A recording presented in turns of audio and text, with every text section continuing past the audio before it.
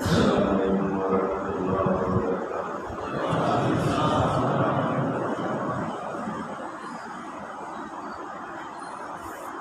نحمده ونستعينه ونستغفره ونؤمن به ونتوكل عليه ونعوذ بالله من شرور أنفسنا ومن سيئات أعمالنا من يهده الله فلا مضل له ومن يضلل فلا هادي له ونشهد أن لا إله إلا الله وحده لا شريك له ونشهد أن سيدنا مولانا محمدا عبده ورسوله أما بعد أعوذ بالله من الشيطان الرجيم بسم الله الرحمن الرحيم إن الدين عند الله الإسلام آمنت بالله صدق الله مولانا العظيم وصدق رسوله النبي الكريم ونحن على ما قال من الشاهدين والشاكرين والحمد لله رب العالمين كما قال الله تبارك وتعالى في عظمة شان حبيبه إن الله وملائكته يصلون على النبي يا أيها الذين آمنوا صلوا عليه وسلموا تسليما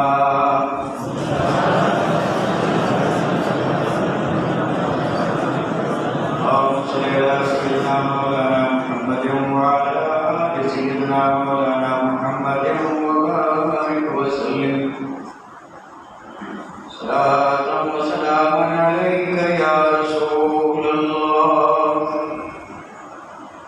صلاة وسلاما عليك يا حبيب الله لائق عزت عظیم تقریر واجب الاحترام گرامی قدر ذی وقار علماء اعظم محترم و مکرم سامعین کرام عزت مآب خواتین اسلام، اللہ تبارک و تعالیٰ کا فضل کرم اور اس کا احسان کہ اس نے محض اپنے فضل کرم اور احسان سے ہمیں یہ توفیق رحمت عطا فرمائی کہ آج ہم اور آپ یہاں پر اس بابرکت نورانی اور عرفانی محفل میں اپنے اس محسن اعظم کی بارگاہ میں اپنی عقیدتوں اور محبتوں کا خیال پیش کرنے کے لیے حاضر ہوئے۔ اللہ تبارک و تعالیٰ ہم سب کی حاضری کو قبول فرمائے اور اس ذکر خیر کو اللہ تبارک و تعالیٰ ہم سب کے لیے دونوں جہان کی سعادت مندی، نیک بختی اور نجات کا ذریعہ اور سبب۔ اس محفل پاک کے منعقد کرنے کا مقصد آپ حضرات ابھی حضرت علامہ مولانا محمد امین صاحب کی زبانی سماعت فرما رہے ہیں۔ یہ محفل پاک جو ہے اسے شمس شریعت عارف حقیقت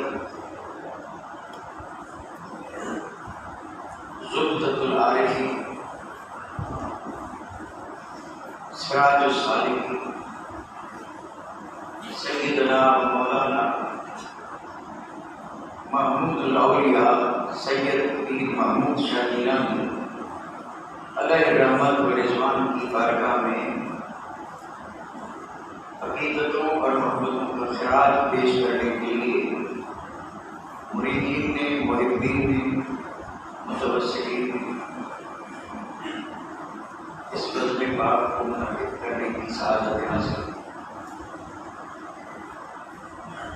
اور میں حقیر فقیر زبیر حافظ اپنی طرف سے آپ تمام حضرات کی خدمت میں دل کی گہرائیوں سے مبارکبادی پیش کر رہا ہوں، کیونکہ یہ محفل پاک ایک طرح سے شکرانہ ہے۔ ویسے تو الحمدللہ اس کی نسبت عرس پاک سے ہے، یہ عرس ہے محمود الاولیاء کا عرس ہے، جس میں آپ اور ہم شریک ہوئے، کبھی لونی شریف میں شریک ہوا کرتے اور حالات کے مد نظر حکمت اللہ بہتر جانے اور اس میں راز کیا ہے، یہ تو جو رازداں ہیں وہی سمجھ سکتے ہیں۔ لونی شریف کے عرس ہوتا تھا، ہمیں مکمل یقین ہے کہ وہاں کے فیوز و برکات کچھ اور تھے، لیکن ایسا ممکن ہے بزرگوں کو یہ منظور ہو کہ کیوں نہیں عرس کی تقریبات پورے جہان میں پھیل جائے۔ ان والی یہ تقریب ہوتی تھی ایک جگہ اور آج ہو رہی ہے جگہ جگہ، تو اتنا تو آپ اور ہم سمجھ سکتے ہیں کہ ایک جگہ پہ ہو تو سب جا نہیں سکتے، اور جگہ جگہ پہ ہو تو الحمدللہ سب شریک ہو سکتے ہیں۔ تو وہ بزرگوں نے اس محفل پاک کو اس طرح پھیلا دیا جس سے ان کا ذکر پھیلا۔ آج اس وقت ہم گن نہیں سکتے کتنی جگہوں پہ عرس محمودی ہو رہا ہے۔ آج کی اس شب میں اور آنے والے کل شب اور اس کے بعد یہ سلسلہ جاری ہے، اور اس میں ایک عجیب بات تو یہ ہے کہ مرید اپنے مرشد کا عرس منائے، یہ تو ہوتا ہی چلا ہے، لیکن آپ اور ہم دیکھتے ہیں کہ مرید نہیں ہے پھر بھی محمود الاولیاء کا عرس منائے، یہ ایک عجیب حقیقت ہے۔ مرید کسی اور بزرگ سے کسی اور سے وابستہ ہیں، لیکن جب یہ دن آتا ہے تو عرس محمود الاولیاء وہ بھی کرتے ہیں۔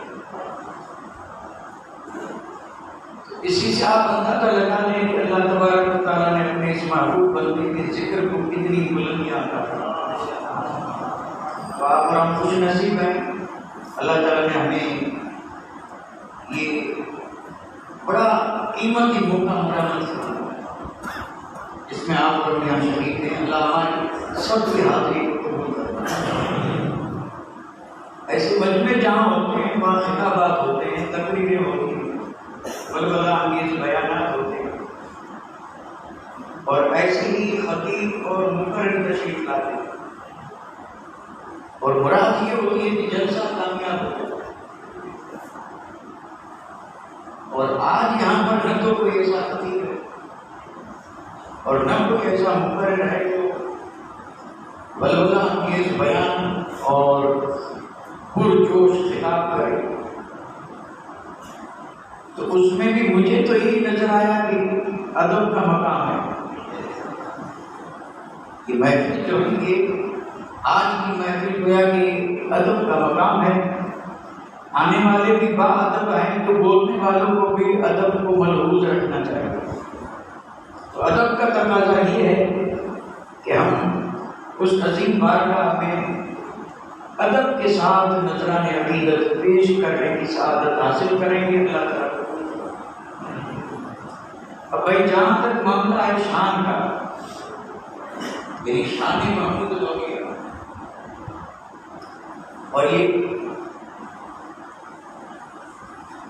زبردست عظیم ذمہ داری مجھے سونپی ہے، یہ میرے ذمہ یہ کام لگایا گیا کہ میں محمود الاولیاء کی شان بیان کروں۔ شان بیان کرنے کے لیے جس کی بھی آپ شان بیان کریں اس کی پہچان ضروری ہے. یعنی اگر پہچان نہیں تو آپ شان کر بیان کریں. بالکل آپ دیکھیے شان بیان کرنے کے لیے پہچان معرفت ضروری ہے. اور اگر معرفت نہیں پہچان نہیں تو آپ شان بیان نہیں کر سکتے. تو محمود الاولیاء کو تو عمر بھر جو ساتھ رہے وہ بھی پہچان نہیں سکتے. اور یہ میں بالکل حقیقت عرض کر رہا ہوں. یعنی ساری عمر جو ساتھ رہے وہ بھی اس کے ولایت پر جو ان کا مقام تھا اس سے کم آپ کو ہوا. ٹھیک ہے، انہوں نے کرامتیں دیکھی، آپ کی تقویٰ پرہیزگاری کو دیکھا اور باقی ساری خوبیاں دیکھی. بے شمار خوبیاں جو آپ کے ساتھ میں تھی وہ ساتھ میں رہنے والوں نے بھی دیکھی اور صحبت میں بیٹھنے والوں نے بھی دیکھی. لیکن یہ جو کچھ تھا یہ وہ تھا جو ظاہر تھا. یہ جو وہ تھا جو ظاہر تھا.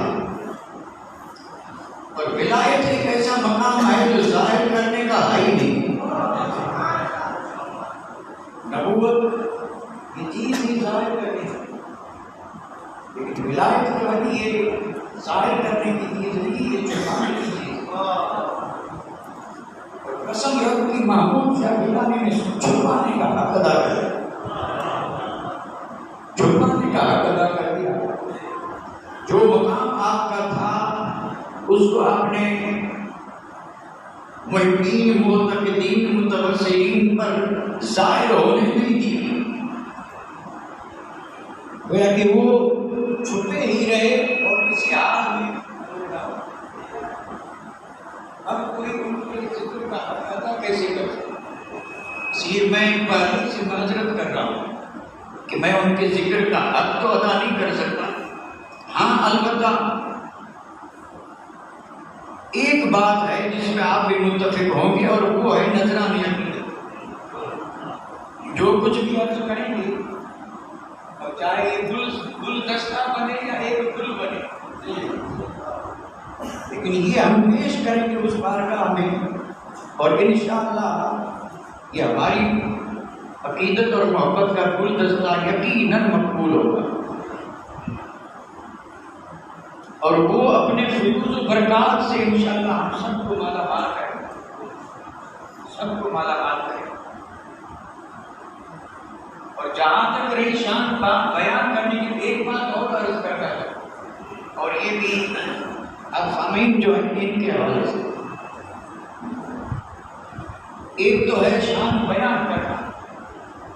ضروری نہیں کہ شان بیان کی جائے اور سننے والے سمجھ لیں.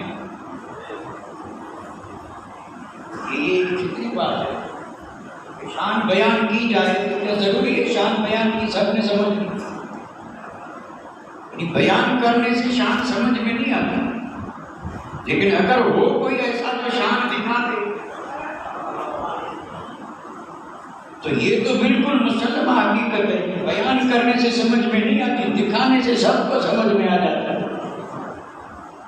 تو میں تو یہ کہوں گا کہ محمود الاولیاء سیدی محمود شاہ گیلانی کی شان بیان کیا کریں گے؟ جدھر دیکھو شان کے جلوے. اور اس محفل میں یہ جو جتنی بھی اکبری علماء ہیں، اللہ انہیں عمر زندگی عطا فرمائے. یہ جتنے بھی اکبری جتنے بھی علماء ہیں، چاہے جہاں سے بات علماء سب علماء شان والے ہیں، لیکن کیونکہ جو اکبری علماء ہیں اور یہاں آج الحمدللہ کثیر تعداد میں موجود ہیں. ہمارے اس علاقے میں تقریباً 150 اکبری علماء ہیں. آپ کا جو واقعیر کا علاقہ ہے اس میں 150 اکبری علماء ہیں اور یہ سب اسی در سے فیض یافتہ ہیں. اور یہاں پر ان میں سے اکثر اس وقت الحمدللہ ان علماء کو دیکھ کر کے کیا یہ سمجھ میں نہیں آتا کیا یہ شان محمود الاولیاء نہیں؟ ایک بات اور بھی عرض کرتا چلوں، ابھی جو میں ابتدائی باتیں کرتا ہوں، کیونکہ الحمدللہ اللہ کے گھر میں خطرہ ہو گئی۔ خطرہ تو تب ہوتا جب ہم باہر بیٹھے، تب تو ہر وقت خطرہ لگا ہے، آپ یہاں کوئی خطرہ نہیں۔ اور یہ تو وہ گھر ہے کہ بڑے سے بڑے خطرات میں بھی لوگ اس میں آگے بنا لیں۔ اور محمود الاولیاء نے اپنے مشن میں سب سے بنیادی چیز رکھا تھا مساجد و آباد۔ آج ان کے ذکر میں بھی یہی چیز رکھ رہا ہے، دیکھو مسجد بنی ہوئی، اور اس میں بھی کوئی اشارہ اس بات کی طرف ہے کہ اگر محمود الاولیاء کی ذات سے سچی محبت ہے تو مسجد اسی طرح بھری رہنی چاہیے۔ کہ آپ کا پیغام یہی تھا، آپ کا پیغام یہی تھا، اور حق ادا کر دیا اس پیغام، اس میں ذرا بھر بھی شک نہیں۔ میں بات کر رہا تھا شام کی، شام جو ہے شام، لوگ اس شان کے لیے اور اس مرتبے اور مان کے لیے کہ میں بالکل کتنی سطح پہ الفاظ بول رہا ہوں، لوگ شان کے لیے مرتبے اور مان کے لیے کتنے پاپڑ بیلتے ہیں کہ نام ہو جائے، لیکن نام ہوتا نہیں، اور اگر ہو بھی گیا تو بات ہی نہیں رہتا،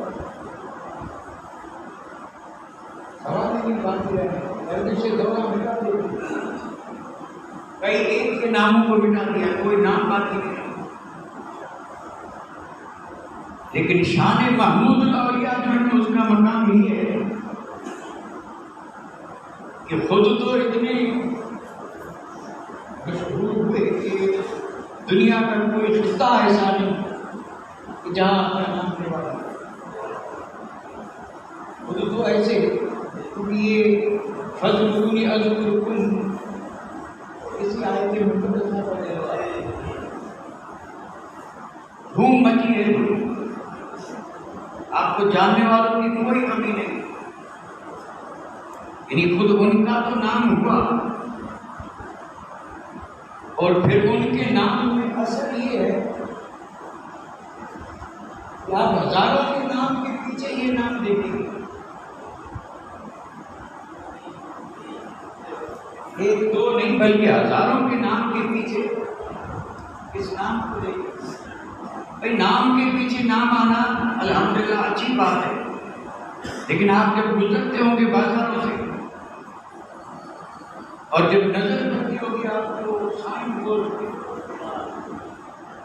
تو وہاں بھی آپ کو اسی نام کے جلوے نظر آئیں گے، کہیں اکبر نظر آئے گا، کہیں محمودی نظر آئے گا۔ آخر اس نام میں رکھا کیا ہے کہ کبھی آدمی کے نام کے پیچھے اور کبھی دکان کے اوپر، تو پوچھنے والے جواب یہی دیں گے کہ ہمیں درکار کی برکت اور ہمیں چاہیے تیرا نام، اور تجربہ کرنے والوں نے بتایا کہ اگر رحمت اور برکت چاہیے تو نسبت کرو اس نام سے، اور جب اس نسبت نام سے نسبت ہو جائے گی تو تمہیں برکتیں بھی ملیں گی اور رحمتیں بھی ملیں گی۔ الحمدللہ بڑی شان کے مالک ہیں سیدی محمود الاولیاء۔ میں آج بڑے اختصار کے ساتھ صرف اور صرف ایک ہی نقطے پر کچھ عرض کرنے جا رہا ہوں، اور اسی مناسبت سے میں نے خطبہ مسنونہ کے بعد آیت مقدسہ جو تلاوت کی، آپ حضرات نے غور کیا ہوگا، ان الدین عند اللہ الاسلام۔ حالانکہ ولیوں کے سردار کا ذکر ہے تو آیت پڑھنی چاہیے الا ان اولیاء، اور میں نے وہ آیت نہ پڑھ کر کے میں نے پڑھا ان الدین عند اللہ الاسلام، تو مجھے بتانا یہ ہے کہ میں نے اس آیت کا انتخاب کیوں کیا، اور اسی آیت مقدسہ کے حوالے سے چند باتیں عرض کرنی ہے، صرف چند باتیں، اور بڑے اختصار کے ساتھ، اور وہ بھی اتنی عام اور مشہور باتیں کہ زندگی میں آپ حضرات نے اسے بارہا سماعت فرمایا ہوا۔ اللہ تعالیٰ نے انسان کو ان گنت بے شمار نعمتیں عطا فرمائی، ان تعدوا نعمت اللہ لا تحصوها، گننا چاہو تو گن بھی نہیں سکتے۔ کتنی بار آپ نے اور آپ نے یہ سنا، اور جب بھی کوئی دوبارہ ایسے سناتا ہے تو آپ کے دل میں بھی خیال پیدا ہوتا ہے کہ انہیں ایک ہی آیت یاد ہے، ان کو نعمت اللہ الہ تو صبح نعمتوں کو گننا چاہو تو گن نہیں سکتے، گننا چاہو تو گن نہیں سکتے۔ بے شک اس میں کوئی شک نہیں کہ اللہ تعالیٰ کے ہم میں بے شمار نعمتیں نہیں گن سکتے۔ اور میں ایک لحاظ سے عرض کر رہا ہوں کہ اگر آپ سے میں پوچھوں کہ اللہ تعالیٰ نے جس کو جو جو نعمتیں عطا فرمائی ہیں وہ ذرا اس کی فہرست بنائے، لسٹ بنائے، اور پھر یہ فیصلہ کرے کہ ان ساری نعمتوں میں سب سے بڑی نعمت کون سی؟ یہ تو آدمی انسان کی فطرت ہے نا، یہ کم زیادہ چھوٹا بڑا بہتر اور افضل اچھا برا اس میں تمیز تو کرتا ہے کہ نہیں کرتا؟ بالکل کرتا ہے۔ اور اگر دو چیزیں رکھی ہیں، ایک گھٹیا ہے اور ایک اعلیٰ ہے، تو گھٹیا نہیں لے گا، چھوٹا بڑا۔ میں آپ سے یہ سوال پوچھ رہا ہوں کہ میں نے تو جملہ کیا بولا؟ جس کو رب نے جتنی نعمت دی، کیونکہ سب نعمتیں سب کو نہیں ملی، لیکن نعمتیں سب کے پاس ہیں، ہر آدمی کے پاس نعمتیں بے شمار ہیں۔ یہ بڑی بڑی دولت اور یہ دنیا کے انبار دیکھ کر کے لوگ سمجھتے ہیں کہ ہمارے پاس کچھ نہیں، ان کے پاس حد ہو گئی۔ کوئی آدمی آپ کو ایسا نہیں ملے گا جس کے پاس اللہ کی بے شمار نعمتیں موجود نہ ہوں۔ یہ ناشکری ہے، یہ اللہ کی مشیت ہے، وہ جسے چاہے جو نعمت عطا فرما دے، اور اس کے احکام میں حکمت ہوتی ہے کہ جس کو جتنا جو ملا اس کے لیے وہی بہتر ہے، اور یہ جو چاہتا ہے اگر مل جائے تو یہ برباد ہو جائے۔ تو جس کے پاس جو نعمت ہے، میں نے کہا ذرا اس کی لسٹ بنا کر کے پھر فیصلہ کریں اس میں سب سے بڑی نعمت کون سی؟ تو الحمدللہ صاحب ایمان جو ہے وہ نتیجے پر پہنچ چکے ہیں، اور ایمان والا یہی کہے گا کہ ہمارے پاس جو جو نعمتیں ہیں، جس شکل میں ہیں، جیسی بھی ہیں، رب کی دی ہوئی نعمتیں، صدقہ مصطفیٰ کا اور وسیلہ اولیاء کا، ان ساری نعمتوں میں سب سے بڑی نعمت ہے دین اور ایمان۔ اور یہ میں نام ایک ہی لینا چاہتا تھا، لیکن پھر سوچ کر کے دو لے لیے، دین ایمان۔ حالانکہ ایمان دین میں ہے، اور اگر میں یہاں یہ کہوں نہ دین، اور یہاں آیت میں بھی ہے کہ دین، یعنی دین سے بڑھ کر اور دین سے بڑی کوئی دولت نہ ہے اور نہ ہو سکتی۔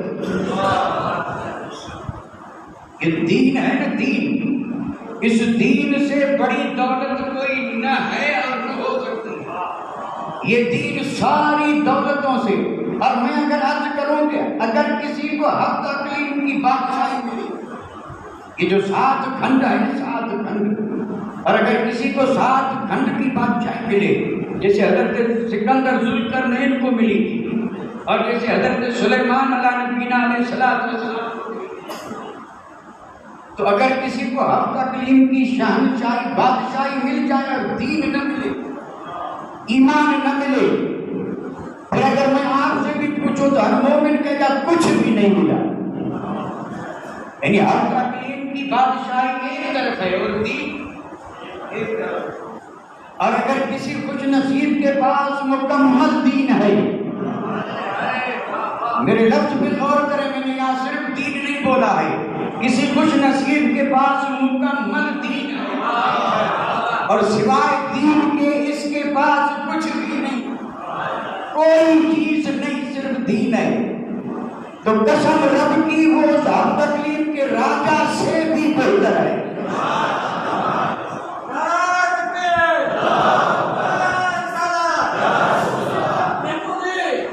کیونکہ اگر دین ہے تو اس کے پاس سب کچھ ہے، اور اگر دین نہیں ہے تو کچھ بھی نہیں۔ لیکن یہاں ایک بات کرتا چلوں، اور یہ ضروری ہے، اور ضروری ہے علماء کے لیے نہیں، آپ سامعین کے لیے، اور میں آپ سے بتاتے ہوں، علماء سے دعائیں لے رہا ہوں، میں بھی جانتا ہوں کہ مجھ سے بھی اچھے اچھے فقیر موجود ہیں، اور جس کے نام کے ساتھ اکبر ہی لگ جائے وہ کہیں میدان آتا ہے. بالکل ان کا فیض جو ہے وہ اس کی یاوری کرنا. ان کا فیض آج بھی جاری و ساری ہے، اسلام میں اثر ہے. اور جب بھی کبھی مشکل ڈھاتی آتی ہے تو مدد پہنچ جاتی ہے. تو یہاں کوئی کمی نہیں ہے. تو میں اپنی خوش نصیبی سمجھ رہا ہوں. میں نے جیسے فقیر کو اس محفل کے لیے منتخب کیا گیا تو میں تو سمجھتا ہوں کہ یہ میرے مرشد برحق کا کرم ہے کہ انہوں نے آج کی اس محفل کی گفتگو کے لیے مجھے اجازت فراہم فرمائی. ورنہ کمی کیا ہے؟ ایک سے ایک یہاں موجود ہے اور یہ کرم ہے محمود الاولیاء.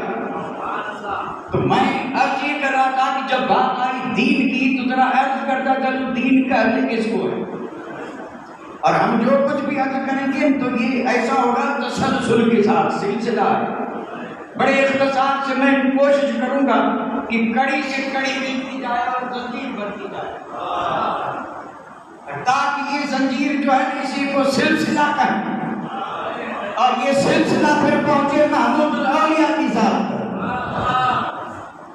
یہ سلسلہ کڑی سے کڑی ملتی ہے تو سلسلہ بنتا ہے، اور بیچ میں کڑی ٹوٹ جائے تو میرا معاملہ ہے ٹوٹ جاتا ہے. وہ ضروری سمجھتا ہوں کہ ذرا بڑے اختصار سے یہ عرض کرتا چلوں کہ دین کسے کہتے ہیں. اور اس دین کو سمجھانے کے لیے مجھے ایک حدیث پڑھنی پڑے گی جو بڑی مشہور ہے اور اس کے راوی ہیں حضرت عمر بن خطاب. اور حدیث پاک ہے مشکات شریف کی اور حضرت ابو ہریرہ نے بھی روایت کیا. حدیث پاک کے الفاظ برکت کے لیے پڑھ رہا ہوں. ان عمر بن الخطاب رضی اللہ تعالی عنہ قال كنا عند النبي صلی اللہ تعالی علیہ وسلم اطلع علینا رجل.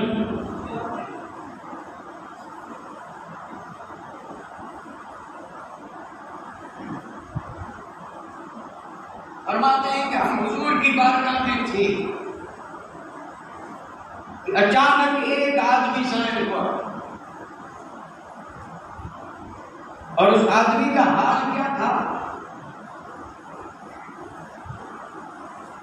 اس کے کپڑے بھی بہت سفید تھے اور اس کے بال بھی بہت کالے تھے اور ان کے جسم اور کپڑوں پر سفر کا کوئی اثر نہیں تھا اور ہم میں سے کوئی اس کو جانتا پہچانتا نہیں.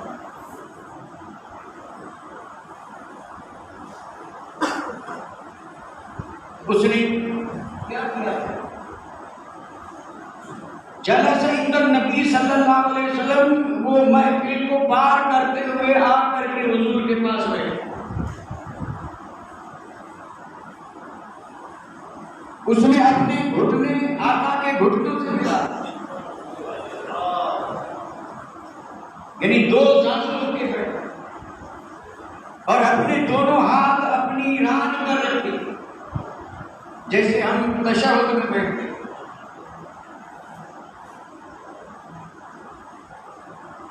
اس طرح ادب کے ساتھ بیٹھ کر کے اور اس نے سوال کیا کیا؟ اس نے سوال یہ کیا کہ اخبرنی یا محمد، کیا مجھے یہ خبر دیں کہ اسلام کیا ہے؟ بڑی مشہور حدیث سے بات ہے. میں نے عرض کیا تھا مجھے پڑھنے میں ضرورت لگے اس لیے ترجمہ کرتا کیونکہ وقت کا خیال رکھنا بھی بہت ضروری ہے اور وقت بڑی تیزی سے جا رہا ہے، بڑی تیزی سے آگتا ہوتا ہے. آنے والا دو زانو ہو کے بیٹھا. یہاں کئی باتیں ہیں جو اس وقت یہاں عرض کرنے کی ضرورت بھی نہیں کیونکہ میں کوئی سبق پڑھانے تو آیا نہیں، اس حدیث کا سبق پڑھا ہوں. یہ تو میں صرف اپنی بات سمجھانے کے لیے اس حدیث کو پیش کر رہا ہوں. صرف اللہ کرے سمجھ میں آ جائے کہ دین کیا ہے، صرف اتنا سمجھانے کے لیے کہ ہمیں دین سمجھ میں آئے کہ دین ہے کیا. تو آنے والے نے کہا یا رسول اللہ اسلام کیا ہے؟ اخبرنی عن الاسلام.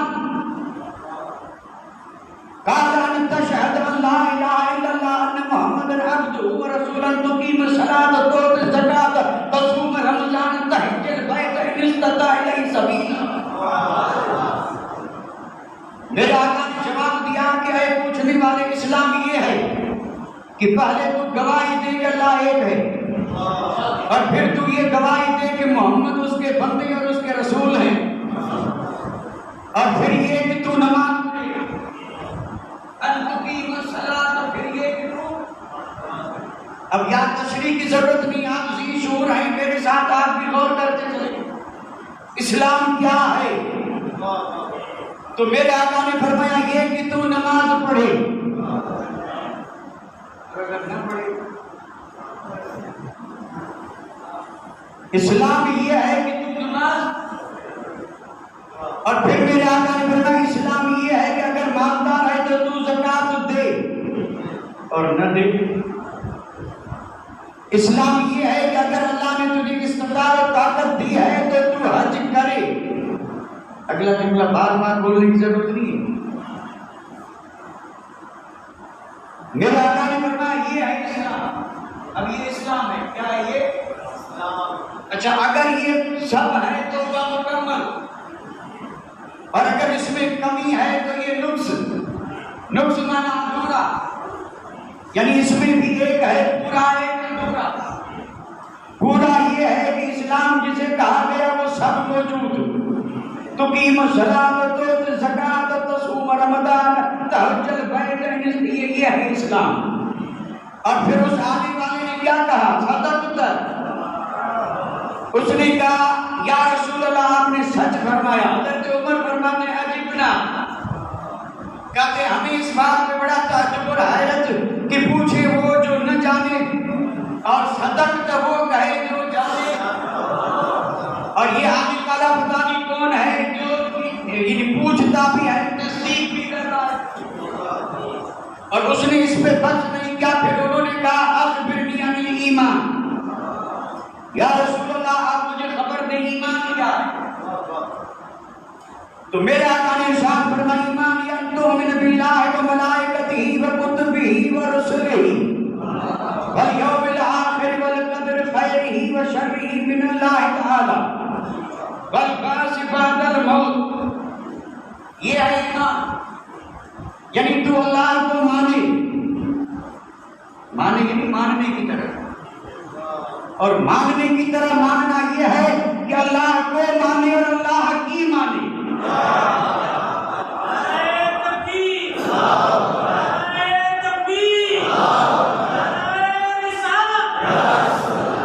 اسی کو کہتے ہیں ماننا.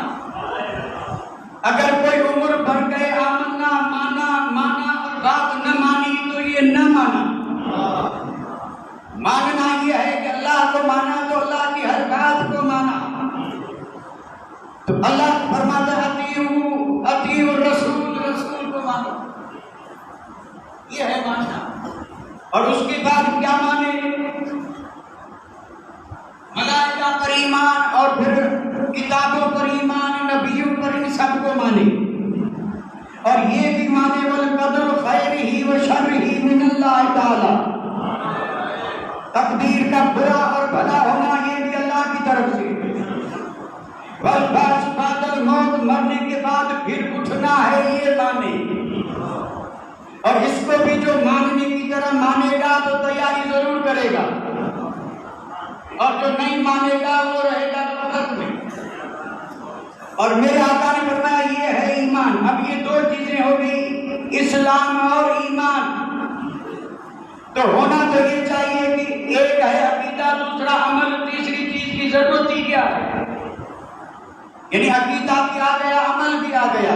یہ ماننا عقیدہ ہے، اور وہ جو عمل ہے وہ کیا ہے؟ ارکان ہے، عمل ہے. بس دو ہی چیزیں لوگ کہتے ہیں اسلام میں دو ہی چیزیں ہیں. اگر صرف دو ہی ہوتی تو یہ آنے والا تیسری کا سوال نہ کرتا. اس آنے والے نے کہا اخبرنی عن الاحسان. یا رسول اللہ مجھے بتائیے احسان کیا ہے. تو میرے آقا نے فرمایا اب میں یہاں صرف ایک اشارہ کروں گا، اسی احسان کا نام تصوف ہے، اور یہیں سے ولایت شروع ہو رہی ہے.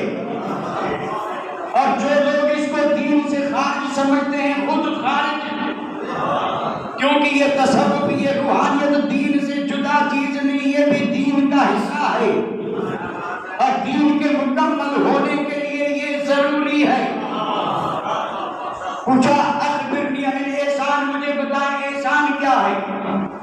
تو میرے آقا نے جواب دیا احسان یہ ان تعبد اللہ کانک تراہ. میرے آقا نے فرمایا کہ تو اس طرح بندگی کرے گویا کہ تو رب کو دیکھ رہا ہے. کہ یہ ہے احسان، اور یہ ہر ایک بس کا روگ نہیں ہے.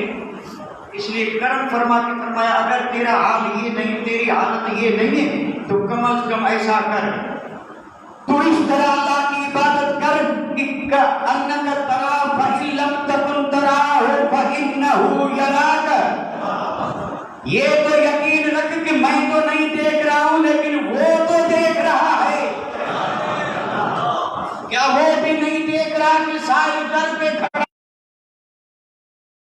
میں آئے تو پھر وضو کرنے سے پہلے دل کو صاف کر کے جو ہے وہ وضو خانے کے ادھر رکھ دے، اور پھر اندر آ کر کے دل میں یہی خیال جمع کہ جس کی بندگی کرنے آیا ہوں وہ مجھے دیکھ رہا ہے. اس کا نام ہے احسان، اور یہی روحانیت ہے. اور یہ جو مقامات بتائے گئے یہ تب حاصل ہوں گے جب اس درجے والوں سے فیض حاصل کیا جائے گا. اچھا اب حدیث پاک یہیں پر، حدیث تو آگے اور بھی ہے چونکہ اب آگے حدیث کا میں بالکل مختصر ترجمہ کروں. اس آنے والے نے پھر پوچھا قیامت کب آئے گی،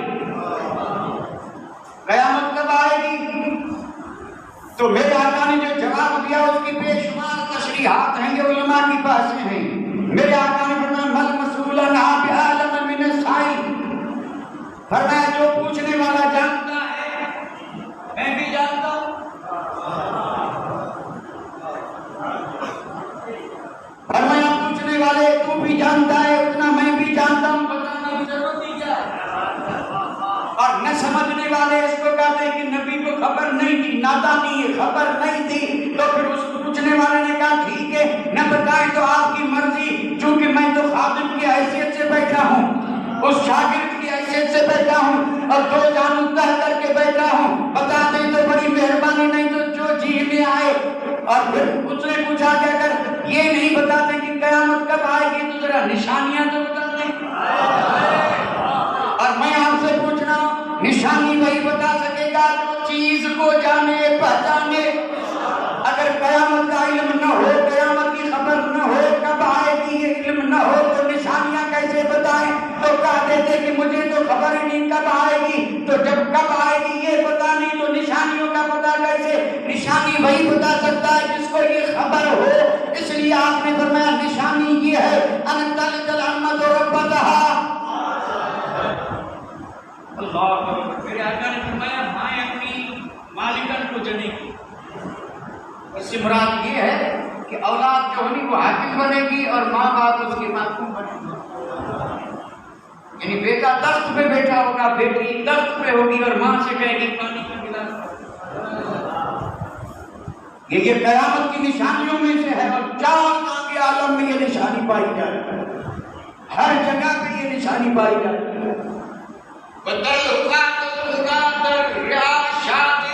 اور فرمایا ایک نشانی یہ ہے کہ ننگی پیٹھ، ننگے سر، ننگے پیر والے، ایک بکریاں چرانے والے اونچے اونچے محلوں میں فخر کرتے ہوں گے، اور یہ سب ہو رہا.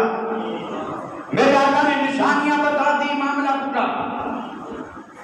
اور پھر حضرت عمر بن خطاب فرماتے ہیں دیکھو بیچ میں نے بڑا اختصار سے کام لیا ہے. یہ پوچھنے والا جو پوچھتا تھا میرے آقا بتاتے تھے تو وہ کہتا تھا صدقت.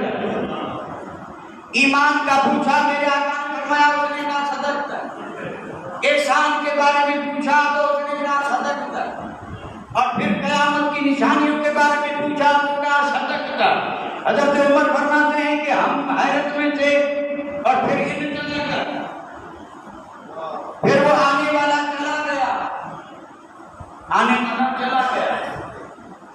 دیکھو یہاں پر آنے اور جانے کے لیے لفظ اور بھی تھے لیکن وہ استعمال نہیں کیے گئے.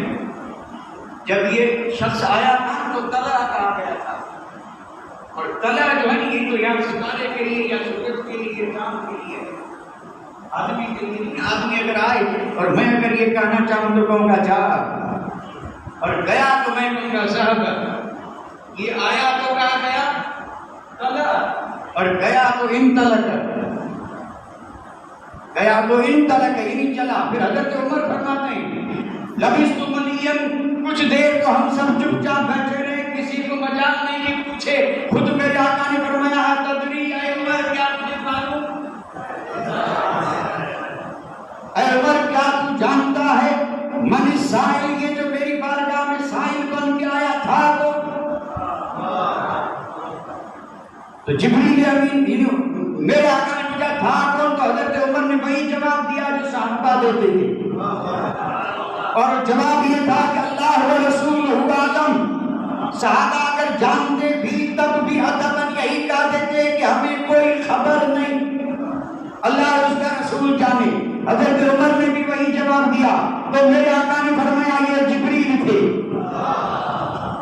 اے عمر یہ کون تھا؟ یہ اچھا جبریل تھے، ٹھیک ہے، آنے والا یہ کون تھا؟ جبریل تھا۔ اور یہ بات حدیث میں ذکر ہو چکا تو آپ نے بھی غور سے سنا ہوگا کہ نہ سفر کا اثر، بال بھی بہت کالے، لباس بھی بہت سفید، اور ہم میں سے کوئی پہچانتا بھی نہیں تھا، تو یہاں بھی ضد والا معاملہ ہے، یعنی حال بتا رہا ہے کہ مسافر نہیں، اور یہ بھی ہے کہ ہم نہیں پہچانتے، ہو سکتا ہے مسافر ہو، تو مسافر ہے بھی اور مسافر نہیں بھی، کیا یہ ہو سکتا نہیں، یا تو مسافر اور یا لیکن یہ معاملہ اور تھا۔ تو میرا آقا نے فرمایا یہ جبریل تھے۔ اب سنیں، یہ حدیث جو میں نے عرض کی ہے اس پر میں ادباً آپ کی خدمت میں عرض کر رہا ہوں، قبول فرمائیں تو بڑی مہربانی، یہ میں عرض کر رہا ہوں کہ جو میں نے کہا تھا ان الدین عند اللہ الاسلام کی، یہاں پر میرے آقا نے فرمایا عمر یہ جبریل تھے اور یہاں تمہیں دین سکھانے آئے تھے، جبریل تھے اور تمہیں سکھانے آئے تھے تاکہ تمہیں پتا چلے کہ دین کیا ہے۔ تو ثابت ہوا کہ اس سے اوپر جو کچھ ذکر کیا گیا اسی کے مجموعے کا نام دین ہے، اس سے اوپر جو ذکر ہوا وہ سب ملا کر جب کیا بنا، یہ دین ہے۔ دین میں اسلام بھی ہے، اور اسلام میں اسلام کے ارکان بھی ہیں، اور دین میں ایمان بھی ہے، اور ایمان میں اس کے متقاضیات بھی ہیں جن جن کو ماننا ہے، اور دین میں احسان بھی ہے، دین میں احسان بھی ہے، اور یہ ساری چیزیں جب ملی تب اس کا نام ہوا دین۔ اور پھر یہ جس میں پائی جائے وہ ہوا دین دار۔ اگر کوئی ہم سے پوچھے کہ دین دار ہم تو فیصلہ فرق کر دیتے، بڑا دیندار ہے، اللہ سب کو دیندار بنا دے، لیکن کچھ تو رب نے عقل دی ہے، سوچیں غور کریں کہ دین ہے کیا، تو میں عرض کر رہا ہوں یہ ہے دین، یہ ہے دین۔ اور اسی دین کے بارے میں میں نے یہ کہا کہ ساری نعمتوں سے، ساری دولتوں سے بڑی دولت یہ دین ہے۔ اب ہے کسی کو اس میں شک جو یہ کہے کہ یہ بڑی دولت نہیں ہے، ذرا اس کے اندر ذکر کی ہوئی جو چیزیں ہیں اس پہ ذرا غور کرے، اور پھر دنیاوی چیزیں جن کو یہ بڑی سمجھ رہا ہے، عالی شان سمجھ رہا ہے، اور جس کے لیے پوری عمر وقف کر دی، رات دن ایک، خون پسینہ ایک، اور یہ سب کچھ پوری زندگی وقف کیے بیٹھا ہے، اور اس کو بھی نظر میں رکھے، اس کو بھی نظر میں رکھے، اور پھر ذرا فیصلہ کرے کہ اس میں عظیم التر اور بڑے سے بڑی دولت یہ ہے یا وہ۔ دین بڑی دولت ہے یا نہیں؟ اچھا اب بھی اگر بھی تو پھر اللہ شک سے پتا ہے، لیکن اگر کسی کو تھوڑا سا شبہ ہو جائے کہ انہوں نے اسے اتنی بڑی چیز قرار دیا، کوئی دلیل ہونی چاہیے، تو میں دلیل کے طور پہ نہیں اور فکر کرنے کے طور پہ جو ایک بات کرنا چاہتا ہوں، بطور دلیل نہیں، دین بڑی دولت ہے۔ اب اگر میں آپ سے پوچھوں کہ میرے اور آپ کے آقا تاجدار مدینہ نے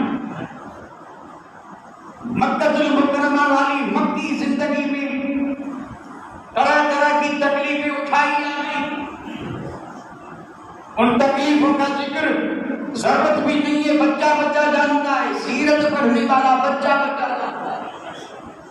کہ میرے آقا کو کتنی اذیتیں پہنچائی گئی، کتنی تکلیفیں پہنچائی گئی، اور یہ ساری کی ساری تکلیفیں جو پہنچائی گئی وہ کس لیے؟ جواب اس کا کچھ بھی نہیں آئے گا، یہ سب دین کی کیا کوئی اور مقصد تھا؟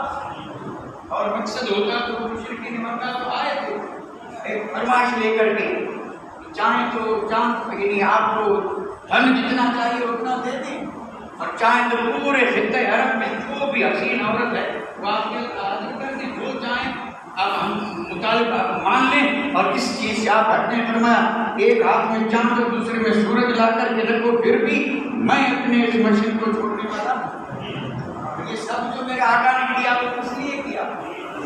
دین کے لیے۔ اچھا صحابہ کرام نے گھر چھوڑا کس کے لیے؟ تو اگر دنیاوی دولتیں بڑی ہوتی تو ان کو اہمیت دیتے، دین کو اہمیت نہ دیتے۔ سب کو چھوڑا لیکن دین کے لیے ہجرت کی تو ثابت ہوا کہ صحابہ کے نزدیک سب سے بڑی دولت صحابہ نے اپنی اولاد قربان کی یا نہیں؟ اولاد قربان کی، مال قربان کیا، اور خود اپنی جانوں کے نذرانے پیش کی۔ کیوں؟ اس لیے کہ یہ دین سب سے بڑی دولت ہے۔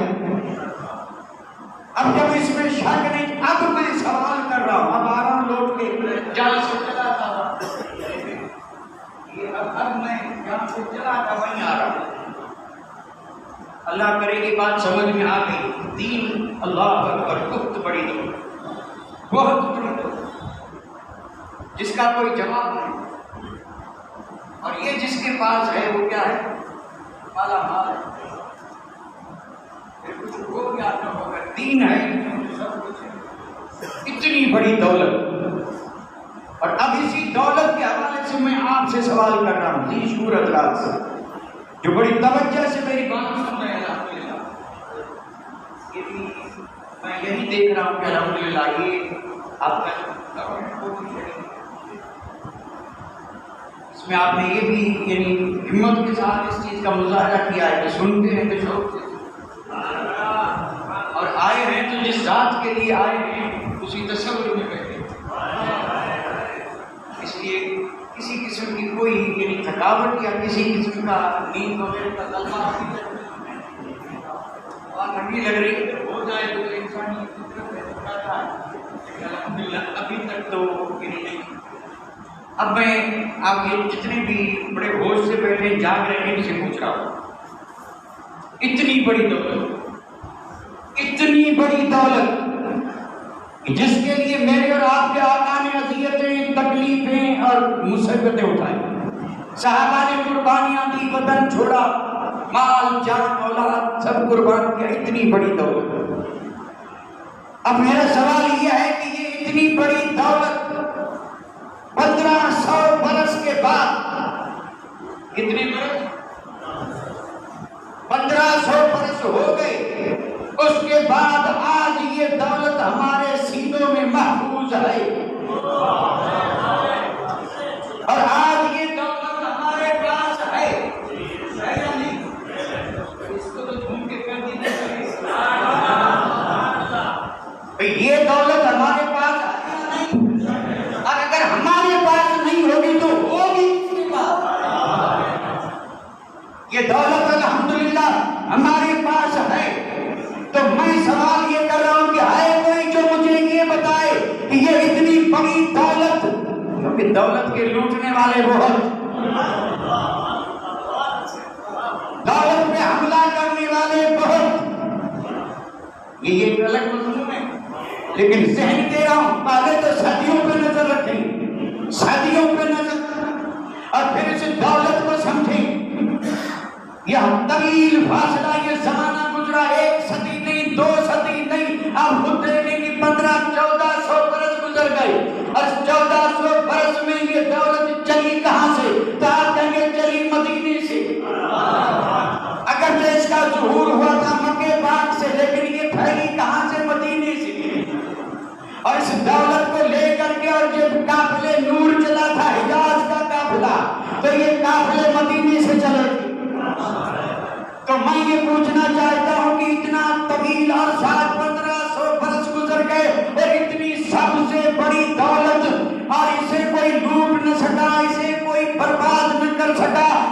کوئی کمزور نہ کر سکا، اس میں ذرہ بھر بھی فرق نہ آیا، جیسے اس دن تھی ویسے آج بھی ہے۔ تو یہ دولت اس حفاظت کے ساتھ ہمارے سینوں تک پہنچی کیسے؟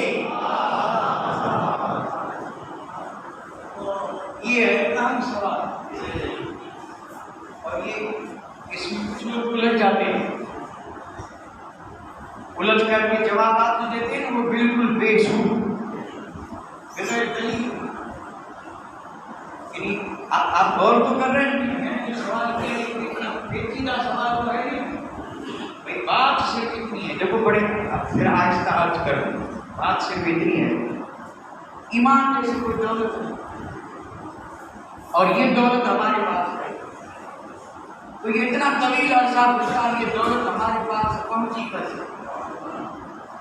پہنچی کیسے؟ نتیجہ یہی تھا، اور کوئی بھی چیز جب پہنچتی ہے تو خود بخود نہیں پہنچتی، خود بخود نہیں پہنچتی، کوئی پہنچانے والا بھی ہوتا ہے۔ تو گویا کہ یہ دو عنوان الگ ہو گئے، ایک تو کیسے، اس کیسے پر ابھی میں کچھ بھی نہیں بولتا، کیسے پر گفتگو کریں گے تو گڑبڑا بھی جانا پڑے گا۔ کیسے کا معاملہ جو ہے یہ بڑا پیچیدہ ہے، کیسے آسانی سے تھوڑے پہنچی ہے، اتنی بڑی دولت کوئی آسانی سے پہنچی ہے، کیا اس میں خطرے نہیں آئے؟ اور جب خطرے آئے تھے تو میدان میں ڈوبنا آیا تھا۔ یہ سب کیسے کے ساتھ ہے، ایسے کے ساتھ نہیں ہے، اس لیے یہاں کیسے کو ذکر کرنا ہی نہیں ہے، سن چکے ہیں آپ کیسے، ایسی آسانی سے تھوڑے پہنچی ہے، یہ تو ہماری خوش نصیبی ہے کہ آسانی سے مل گئی، اور پھر بھی ہم قدر نہ کریں تو ہم جانے، ہمارا کام جانے۔ اور جب جتنی بڑی دولت ہے خطرے بھی اتنے ہی بڑے تھے، اور پھر خطروں کو ٹالنے والے اس سے بھی زیادہ بڑے تھے، کیونکہ اگر پہنچانے والوں میں کوئی عظیم تھا تو عظیم کے بیچ میں کوئی اعظم بھی تھا،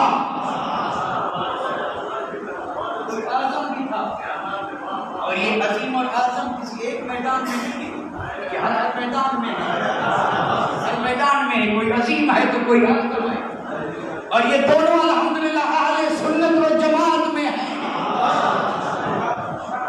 عظیم اور اعظم یہ شان اہل سنت کی ہے۔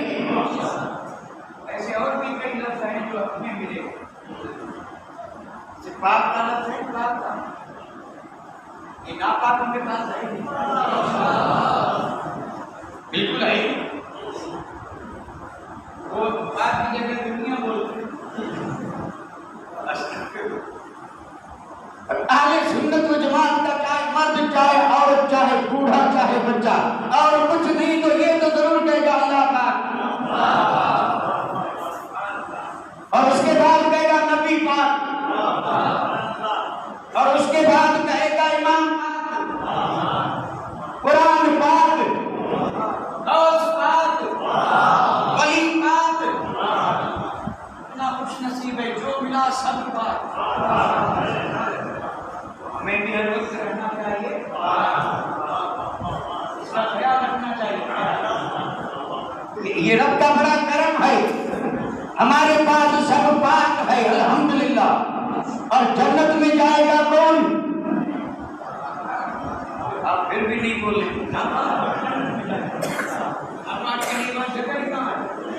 جنت تو ہے اس کی جو پاک ہے، وہ متقین تو پاک ہے، جو کیا ہے اسی متقین کا ترجمہ ہے جو سمجھنے کے لیے کیا گیا پاک ہے۔ تو میں آج یہ کر رہا تھا کہ اتنا طویل عرصہ مطلب بڑے اختصار سے اگر کرتا تھا ہمارے پاس وقت بہت میں ایسے مقصود کر کے ایسے مقصد کرتا پھر آگے سوچنا آتا تھا، یعنی کہ اتنی بڑی دولت جو ہم تک پہنچی کس نے پہنچائی؟ جواب ہے اولیاء اللہ نے، اور یہ دل کی تختی پہ نقش کر لیں، یہ دین جہاں بھی پہنچا، جس کے یہاں بھی پہنچا، پہنچانے والے ولی، اور یہ ولی پہنچانے والے اس لیے ہیں کہ یہ کام ہی ان کا تھا، کوئی دوسرا یہ کام کر ہی نہیں سکتا، کیوں کہ یہ پہنچانے کے لیے چاہیے، اور طاقت بھی ہو ایسی جو ساری طاقتوں کو دبا دے۔ اگر بڑے سے بڑا عالم ہو طاقت رکھ سکتا ہے، لیکن سامنے والی طاقت دبا دے یہ ضروری نہیں ہے، لیکن جو اس کے پاس یہ طاقت ہو کہ سامنے والے کی طاقت کو دبا کر کے اور پھر اس پر ظاہر کر دے کہ یہ تیری مادی طاقت تھی، یہ میری روحانی طاقت ہے۔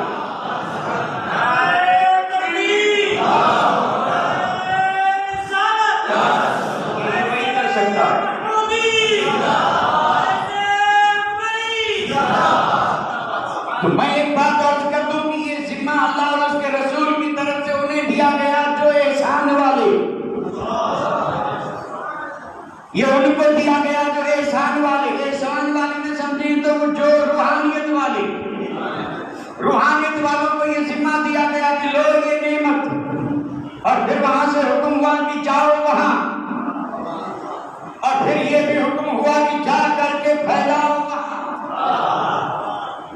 اور پھر کوئی اگر رکاوٹ آئے تو مدد مانگ لینا، اور پھر یہ بھی انہیں عزم دیا گیا تھا کہ جو تم کہو گے وہی ہوگا۔ یہ جو ہم اولیاء کی کرامتوں کا ذکر کرتے ہیں، ولی کرامت دکھاتے نہیں ہیں، ولی چھپاتے ہیں، لیکن جب کام میں رکاوٹ آئی، جب دیکھتے ہیں کہ اب دین کے کام میں رکاوٹ آ رہی ہے اور اس رکاوٹ کو ختم کرنا ہے، تو وہ کیا کرتے ہیں؟ کبھی تو انا ساگر کو کوزے میں بند کر دیتے ہیں، اور کبھی پتھر پہ پاؤں رکھ کے نشان رکھ دیتے ہیں۔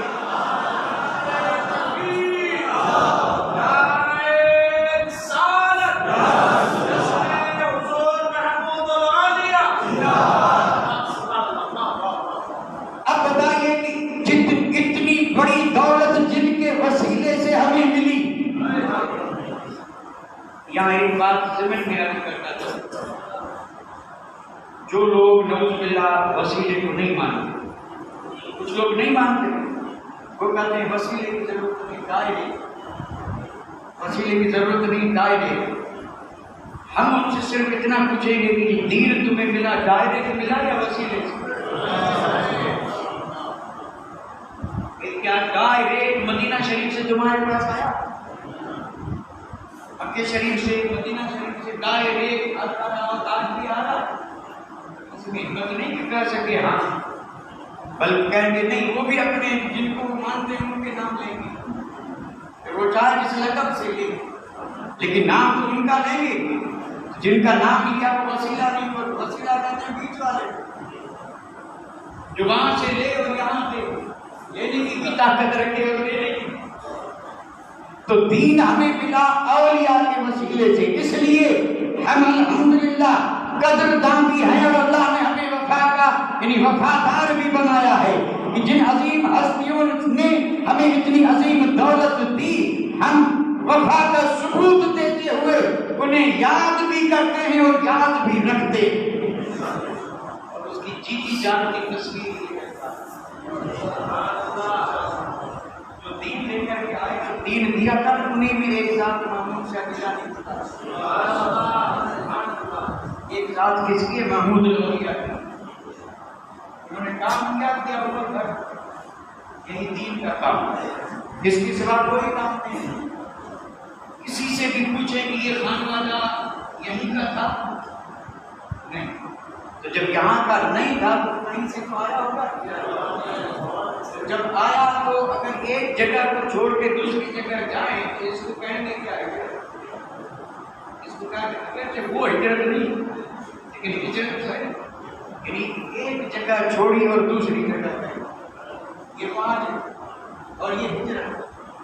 تو اس خاندان نے جو ہجرت کی، اور یہ ہجرت کا واقعہ تو سب جانتے ہیں، یعنی لونی شریف کا خانوادہ یہ بغدادی ہیں،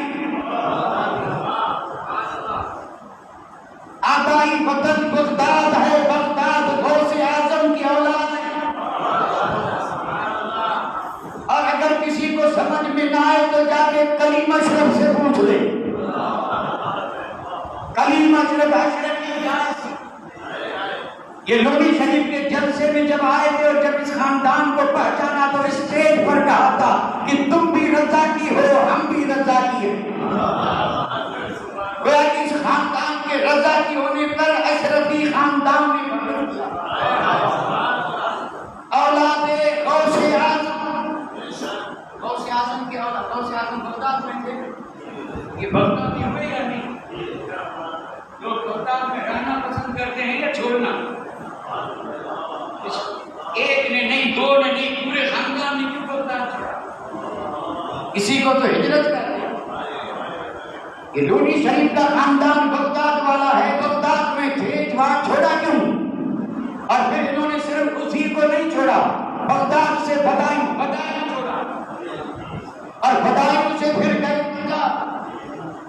وہاں پر قلعہ قائم کیا، آج بھی موجود ہے، بڑا فیض والا وہ مقام ہے، لیکن وہاں بھی رہے نہیں، اسے بھی چھوڑا، ہجرت پر ہجرت، اور پنجاب چھوڑ کر کے آج راجستھان میں۔ لیکن افسوس ہمیں ہے،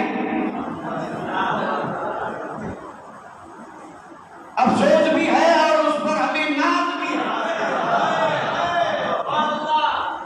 افسوس تو یہ ہے کہ وہاں رکے، اور فخر اس پہ ہے کہ دامن تھامے ہیں، چھوڑا نہیں ہے۔ اور راجستھان سے آئے گا گجرات میں، آپ کے گجرات تو آپ کا ہی ہے، اس کے بعد میں مزہ لے چکے ہیں آپ، رہو جب تک جاؤ کچھ بات ہوتا نہیں ہوتا۔ آئے گجرات میں بھی کام، یہ آپ کا واگڑ کا علاقہ، راپر جسے کہتے ہیں، راپر کا وہاں رکے، لیکن وہاں کبھی قیام نہیں کیا، مسجد آج بھی ہے، اور بڑی برکت والی مسجد، بڑی برکت والی، کیونکہ اس مسجد میں جو انہوں نے سجدے کیے تھے وہ جگہ آج بھی فخر سے ناز کر رہی، وہاں بھی نہیں رکے۔ اور یہ ایک دو آدمی کی بات نہیں ہے، یہ سارا کا سارا خاندان ہے جو اس طرح ہجرت پر ہجرت کر کے ایک جگہ کو چھوڑ کے دوسری جگہ جاتے، اور پھر لونی شریف میں بھی رکے نہیں تھے، یہ قافلہ وہاں سے آگے چلا گیا تھا، اور وہاں سے 4-5-6 کلومیٹر کی دوری پہ گاؤں ہے ماروئی، وہاں جا کے رکے تھے، لیکن پھر نہ معلوم کیا ہوا، اللہ جانے، رسول جانے، اور شاہ قادیان جانے۔ پھر وہاں سے لوٹے اور آئے لونی شریف، اور پھر لونی شریف آ کر کے اور پھر وہاں کیا کیا سکونت اختیار کی، یعنی یہیں کے ہوتے رہے۔ اب میں آپ سے صرف ایک سوال کروں گا کہ اتنا بڑا سفر، اتنی بار ہجرت کس لیے؟ اور اس کا جواب تب ملے گا جب اس خاندان کے ان ستاروں کو چمکتا دیکھے، جب اس خاندان کے ستاروں کی روشنی کو پڑھیں، اور جہاں جہاں رہے تھے وہاں انہوں نے کیا کیا اس کو پڑھیں، تب پتا چلے گا کہ یہ جہاں بھی رہے وہاں دین، بغداد سے چلے لے کے چلے دین، بدایوں میں آئے تو پھیلایا دین، پنجاب میں گئے تو مرکز بنایا دین کا، اور وہاں سے آئے راجستھان میں تو وہاں بھی دین ہی کا کام کیا، بے نمازیوں کو نمازی بنایا۔ اور یہاں میں وہ تذکرہ نہیں کروں گا کہ کس کس کو کیا بنایا، لیکن کام بنانے کا کیا۔ آج بگاڑنے والے بہت ہیں، اور ان بگاڑنے والوں میں اگر کوئی بنانے والا ہے تو اللہ کا ولی ہے، کیونکہ وہی بنا سکتا ہے۔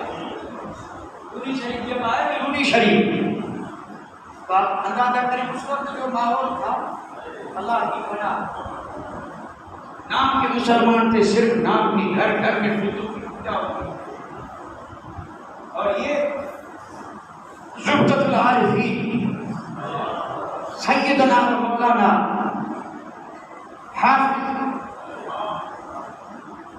محمود الاولیاء کے علی اکبر شاہ، آپ نے کیا کیا تھا؟ کلام نما، اور کلام نما کس کا کیا؟ اس اندھیرے اور اس بت پرستی۔ جب میں آپ کو پوچھوں یہ کرنا آسان ہے کیا؟ آسان ہے، لیکن جب کوئی بندہ خدا اس میدان میں قدم رکھتا ہے تو مشکلیں آسان ہو جاتی ہیں۔ اب یہاں دین پھیلنے لگا، پہلے یہاں نام تھا، اب واقعی کام ہو رہا ہے، اور پھر کام ہوتے ہوتے آپ کے والد بزرگوار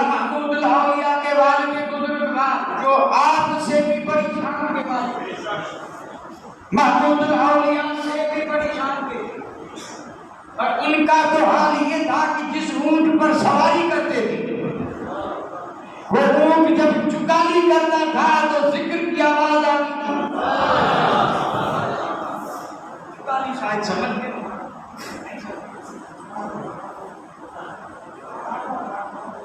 چوپان میں کچھ جانور ایسے ہیں پہلے جو چیز ملتی ہے نا نکلتے ہی جاتے ہیں۔ آج کل تو انسان کو ایک لقمہ 32 بار تاکہ کبھی بیمار نہیں ہو، ایک لقمہ اتنی مرتبہ چباؤ پھر اس کو نکلنا، وہ کبھی بیمار نہیں ہوگا۔ یہاں کا تو اتنی فرصت ہے اتنا ہی کھاؤ، اور وہاں اگر اس کی جگہ پہ 30 بھی کھا دیے تو 30 نقصان دیں گے، یہ 4 ٹکا دیں۔ اگر چبا کر کے بھوک چبا کے اس طرف دھیان نہیں دکھایا کہ اس پہ گفتگو نہیں کرو، اللہ نے دان بھی دیے تو اس کا بھی آپ اندازہ لگا، کچھ دان توڑنے کے، کچھ ٹکڑے کرنے کے، کچھ چبانے کے، اندر کا نظام جو کبھی غور کیجیے گا اللہ کی قدرت۔ اور اب یہاں سب الٹا ہو رہا ہے، ٹکڑے والے کو کہہ رہا ہے تم چبا، ٹکڑا کرنا جن کا کام وہ کیا چبا، توڑنے والا کام جو ہے وہ کر رہے ہیں چھری کانٹے سے، باہر ہو رہا ہے۔ آپ سے کوئی کسی کو توڑنا دیکھتے ہیں کہ وہ اب تو سارا کام کانٹے سے کرتا ہے، اور کبھی کانٹا چل گیا کانوں میں پتہ چلے گا۔ خیر میں حال بھی کر رہا تھا کہ آپ کے والد جس اونٹ پہ سواری کرتے تھے وہ جب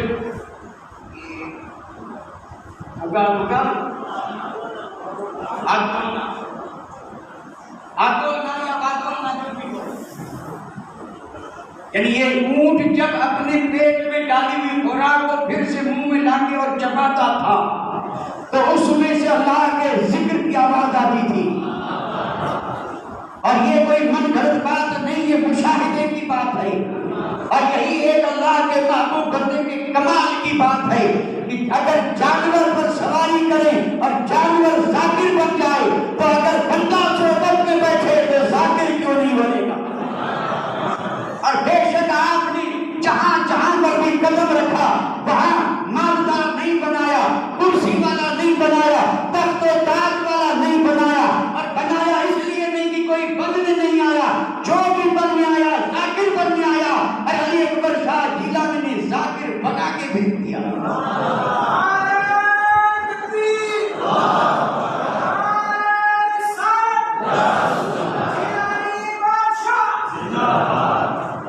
اور پھر محمود الاولیاء کی زندگی تو سب کے سامنے ہے، اور اگر آپ کی زندگی کو شروع سے بیان کرنا ابتدا سے یعنی بچپن سے، اور بچپن سے جوانی، جوانی سے بڑھاپا، ہر آدمی کی زندگی کے 3 دور ہوتے ہیں، چمکنے والے بے شک چمکے، لیکن بچپن میں کوئی چمکا، اور جوانی میں بھی بہت کم چمکی، اور اگر کوئی چمکا ہے تو سب سے زیادہ جا کے 40 کے بعد بڑھاپے میں چمکا۔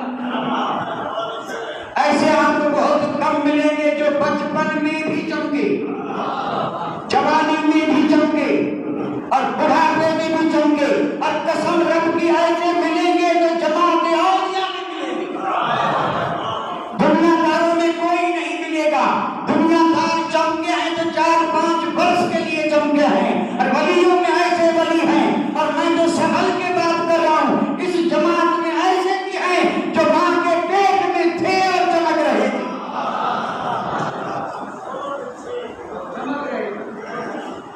جسے معلوم ہے صبح چمک رہے تھے یا نہیں؟ اب ایسوں کو ہم کہتے ہیں مادرزاد ولی، پیدائشی ولی ہے، یعنی پیدا ہوئے تب ولی، تو پیدا ہوئے تب ولی، تو پھر یہ جو مشاہدے اور یہ جو مجاہدے کی اور یہ جو برج عجمی میں 12 سال کھڑے رہے اور 40 برس عشاء کے وضو سے فجر پڑھی، تو آیا تب ولی کا اب کیا بنا؟ اب کون ہے جو یہ کہہ سکے کہ یہ بنا؟ رب جانے، رسول جانے۔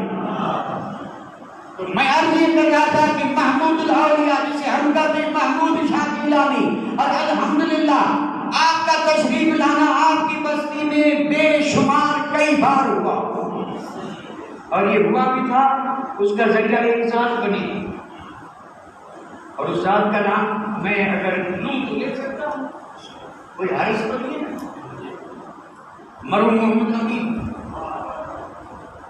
اور آپ کی کرامات میں اس کا ذکر کتاب میں لکھا ہے۔ محمود الاولیاء کی کرامتیں، میں کرامتیں ذکر نہیں کر رہا ہوں،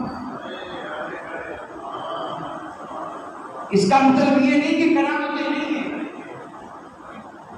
کرامتیں تو وہاں ذکر کی جائیں جہاں کوئی نہ ماننے والا بیٹھا ہو، تاکہ کرامت سنے اور مان لے، اور جہاں ماننے والے بیٹھے ہوں وہاں کرامت کی ضرورت نہیں ہے، کوئی ضرورت نہیں ہے، کوئی بیان کرے یا نہ کرے، ماننے والوں نے تو الحمدللہ آج بھی مانا ہے اور کل بھی مانیں گے، اور فیض بھی ان کو ملے گا جو اس طرح مانیں۔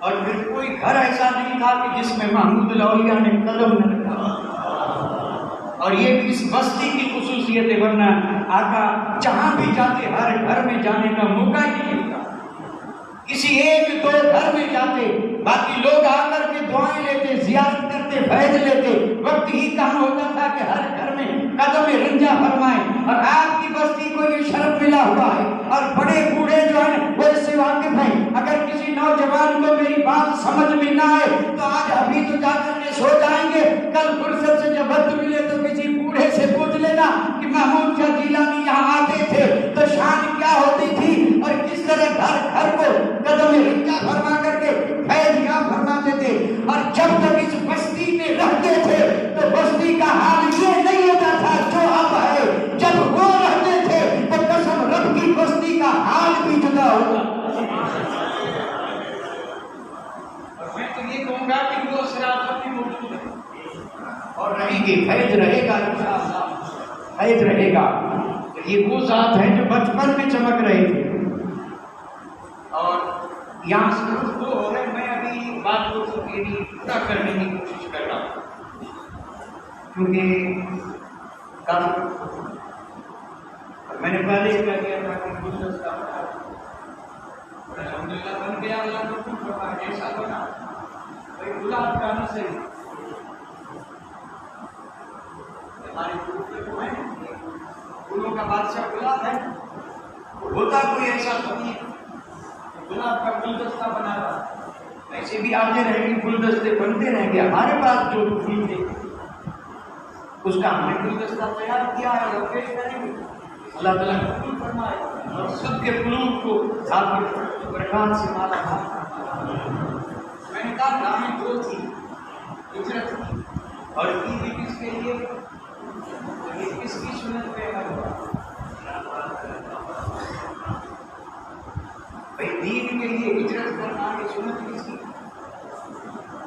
اور اگر میرے آقا سے آگے بھی چلے جائیں تو نبی کی جو سیرت ہے اس میں انبیاء نے دین کے لیے ہجرت کی ہے، حضرت ابراہیم خلیل اللہ نے ہجرت کی تھی اس کے لیے، اور پھر آپ نے بھیج دیا فلسطین میں جو حضرت لوط کو بھی بھیجا تھا اس کے لیے، حضرت موسیٰ نے مصر چھوڑ کے گئے تھے، تو یہ انبیاء نے جو ہجرت کی تھی اس کے پیچھے مقصد بھی یہی تھا کہ اس کے بعد میرے اور آپ کے آقا نے ہجرت کی دین کے لیے، صحابہ نے ہجرت کی دین کے لیے، اور جتنے بھی نامور بڑے بڑے ولی ہیں سب نے ہجرت کی دین کے لیے، پھر چاہے آپ کلیئر شریف چلے جائیں، آپ کچھوچا چلے جائیں، آپ لاہور چلے جائیں، ملتان چلے جائیں، لونی شریف چلے جائیں، یہ جتنے بھی بڑے بڑے نامور ولی ہیں سب نے ہجرت کی ہے، اور ایک جگہ چھوڑ کے دوسری جگہ آئے ہیں، اور جہاں آئے ہیں وہاں اگر انہوں نے کوئی یادگار چھوڑی تو قیامت تک یادگار آج بھی ہے، یا مسجد ہے یا مدرسہ ہے، یا مسجد ہے یا لونی شریف میں ہو گیا مسجد مدرسے کس بات کچھ ہے، لونی شریف بڑی ہے مسلمان کی ہے. اب یہ تو ہے بزرگوں کی شان ہے جو اس کو نام دیتے ہیں. اب 108 بڑی ہے مسجد.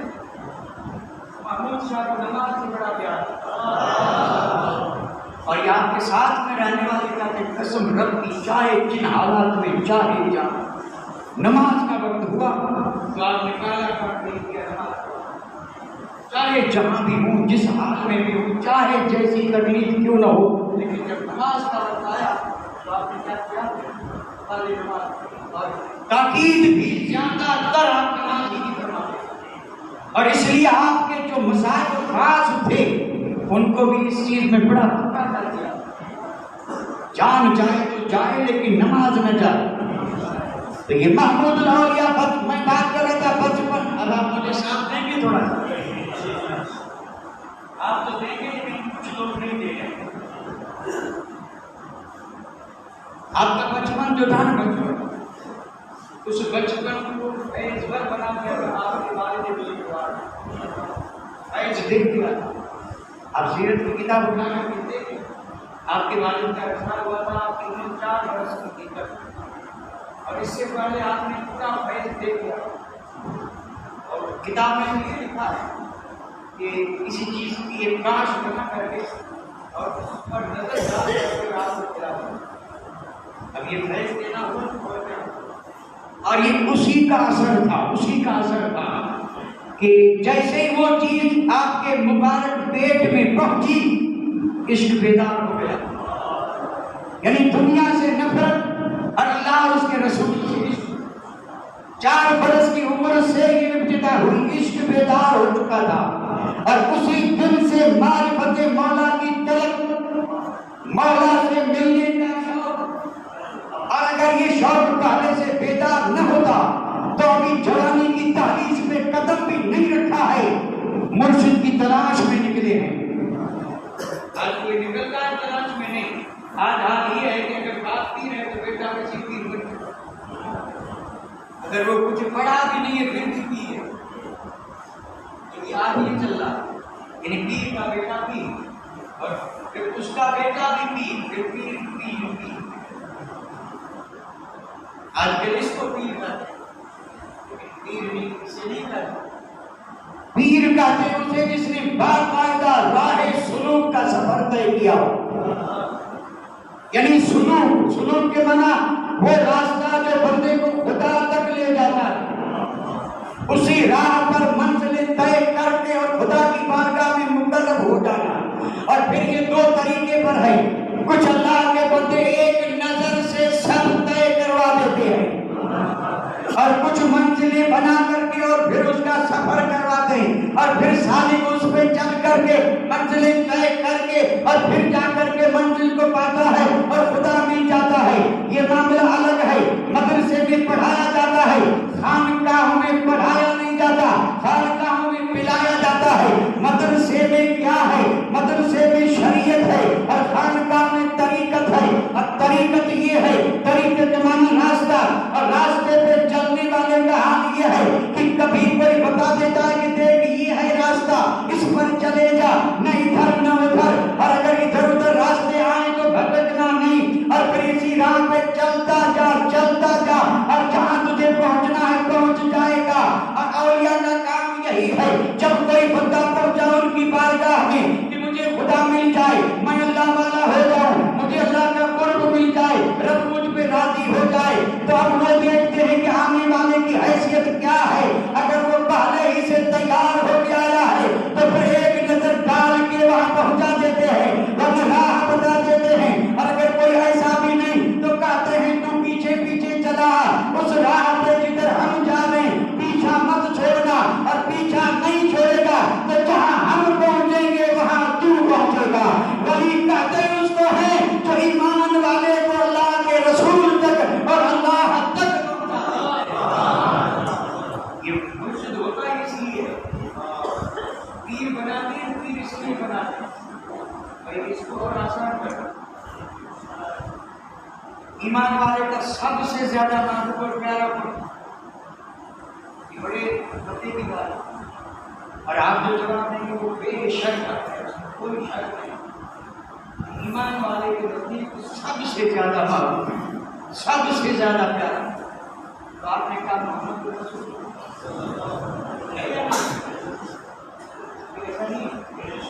کسی کا نام ایمان ہے؟ اچھا آپ نے قرآن پڑھا سورہ بقرہ، اس میں رب نے فرمایا والذین آمنوا اشد حبا للہ۔ رب نے فرمایا مومن جو ہوگا اس کی سب سے زیادہ محبت اپنے رب اور اللہ سے ہوگی۔ اور وہ اس پر میں بات تو کر بھی نہیں سکتا، کرنے کا وقت بھی نہیں ہے۔ الجھتے وہ ہیں جو اس کو دو جانے، جو ان دونوں کو دو جانے وہ الجھ گئے۔ حدیث تو کہتی ہے کہ سب سے زیادہ حضور کو محبوب رکھو، اور قرآن کہتا ہے کہ مومن وہی ہے جو سب سے زیادہ اللہ کو رکھے۔ تو دو میں سے ایک کو رکھنا ہوگا، یا تو مصطفیٰ کو رکھیں یا اللہ کو رکھیں۔ اور مومن کامل ہو تو کہیں گے ہم تو اللہ کو محبوب رکھتے ہیں، کیونکہ قرآن یہی کہتا ہے۔ اور میں یہ عرض کر رہا ہوں کہ یہ وہ لوگ ہیں جو دو جانتے ہیں، جو ان محبتوں کو دو محبت ہیں، ذاتیں دو ہیں، محبت ایک ہے، ذات دو اللہ اور رسول، لیکن محبت ایک ہے۔ اور یہ حال صرف محبت کا نہیں، ہر چیز کا ہے۔ آپ حدیث پڑھیں، قرآن پڑھیں، رب نے ارشاد فرمایا جس سے میرا محبوب راضی اس سے میں راضی، جس نے میرے محبوب کے حکم کو مانا اس نے میرے حکم کو مانا۔ ایک دو نہیں بلکہ پورے قرآن میں ہر جگہ یہ کوئی جدا چیز تھوڑے، ایک ہے، محبت ایک ہے۔ تو اللہ سے محبت یعنی وہی جو رسول سے جو اللہ سے ایک ہی محبت ہے، اور یہ جتنی زیادہ ہوگی وہ اتنا ہی بڑا کامل مومن، اور یہ مومن کی علامت ہے۔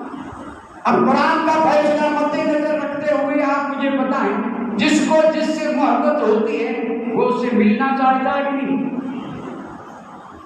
کہ نہیں ملنا چاہتا؟ اور اگر ملنا نہیں چاہتا تو جھوٹا ہے۔ محبت ہوگی تو ملنا دیکھنا چاہے گا کہ نہیں؟ کوئی ماں یہ چاہے گی کہ میرا بیٹا برسوں مجھ سے دور رہے، وہ تو یہ چاہتی ہے کہ ایک لمحہ کے لیے بھی آنکھ سے اوجھل نہ ہو، اور اگر ہو جائے تو پریشان ہو جاتی ہے۔ رات کو اگر 1 بجے تک نہ آئے تو دروازے پر نظر آئے تو کیا کب آئے۔ محبت یہی ہوتی ہے، اور یہ تو فانی محبت ہے۔ اور بندے کی خدا سے محبت، تو بندہ جب محبت رکھتا ہے اور سب سے زیادہ، تو ملنے کی بھی عادت رکھتا ہے یا نہیں؟ اب ملے کیسے؟ اگر ہے سچا تو ملنے کی عادت ہو، ملے کیسے؟ ہمیں یہ بات سمجھ میں نہیں آتی، اس لیے کہ ہم اسرار کا مسافر نہیں، جو اسرار کا مسافر نہ ہو اسے یہ بات سمجھ میں بھی نہیں آئے۔ تو محبت کے نام سے بھی بات کرتے ہیں، محبت نہ سمجھائی جا سکتی ہے، نہ سمجھ میں آ سکتی ہے۔ اور یہ محبت وہی سمجھ سکتا ہے جس کو کبھی محبت سے پالا پڑا ہو، پھر چاہے یہ دنیا کی ہو یا ابھی کی ہو، محبت سے آشنا وہی ہوگا۔ یہ تو ہم سب جانتے ہیں کہ آگ جلاتی ہے، لیکن جلنے سے کیا ہوگا اس سے پوچھیں جو کبھی جلا ہوگا۔ تو ہر مومن یہ اللہ سے محبت رکھتا ہے تو ملے کیسے؟ تو اس کا جواب تو ہم 12 سن چکے ہیں کہ اللہ کرنے سے تو ملے گا، تو پھر کیسے ملے گا؟ تو جواب دے دیا اللہ والے ملا دیں گے، جو ملے ہیں وہ ملا دیں گے، یا وہی ملا سکتے ہیں جنہیں رب ملا ہے، اور جنہیں رب ملا ہے ان سے جا کے تم ملو، اور جب تم ان سے ملو گے اگر وہ ہو جائے تم پہ راضی تو پھر ایک نہ ایک دن تمہیں بھی رب سے ملا دیں گے۔ اور جب کسی کو رب ملا تو سمجھو سب ملا۔ بس اب میں یاد کرتا ہوں کہ یہ بات جو میں عرض کر رہا تھا، کام پر عرض کی تھی، 4 سال کی عمر ہے، ابھی جوانی کی دہلیز پہ قدم رکھا، کسی ایسے مرشد حق کی تلاش ہوئی اور پہنچے کہاں سندھ میں، ملاقاتیار شریف میں، شاہ عبد الرحیم علیہ رحمت و رضوان کی بارگاہ میں، اور اس عمر میں راہ سلوک طے کر رہے ہیں۔ راہ سلوک ورنہ کوئی ضرورت نہیں، پیر کا بیٹا پیر ہوتا ہے، اور یہاں تو پیر کامل تھا، باپ کامل تھا، فیض دے دیا تھا، روحانیت کا تاج اور بنا دیا تھا، لیکن پھر بھی وہاں پہنچے ہیں، اور پھر پہنچ کر کے سبق پڑھ رہے ہیں، علم پڑھ رہے ہیں، اور وہاں سے فیض حاصل کر رہے ہیں، اور برسوں تک ملاقاتیار شریف رہے۔ محمود الاولیاء محمود شاہ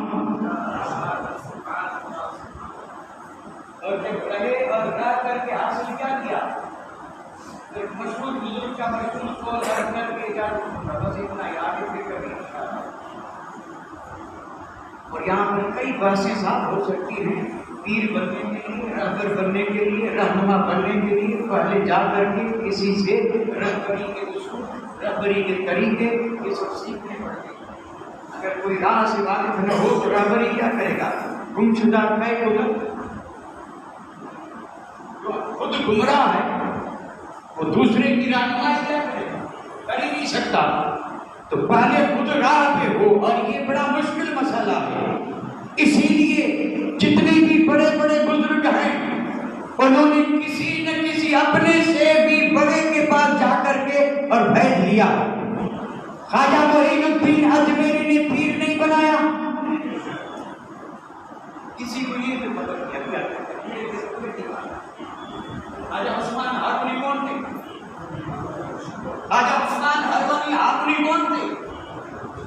تو خواجہ معین الدین کو کیا ضرورت تھی پیر بنائے؟ مصطفیٰ نے بھیجا تھا، میرے آقا نے بھیجا تھا، مدینے سے بھیجا تھا، دین کے لیے بھیجا تھا۔ مصطفیٰ جسے بھیجے پھر اسے بیچ میں ضرورت کیا؟ لیکن نہیں، خبردار نہیں، جب تک کوئی بیچ میں وسیلہ نہیں بنے گا تب تک کوئی کامل نہیں بن سکے گا۔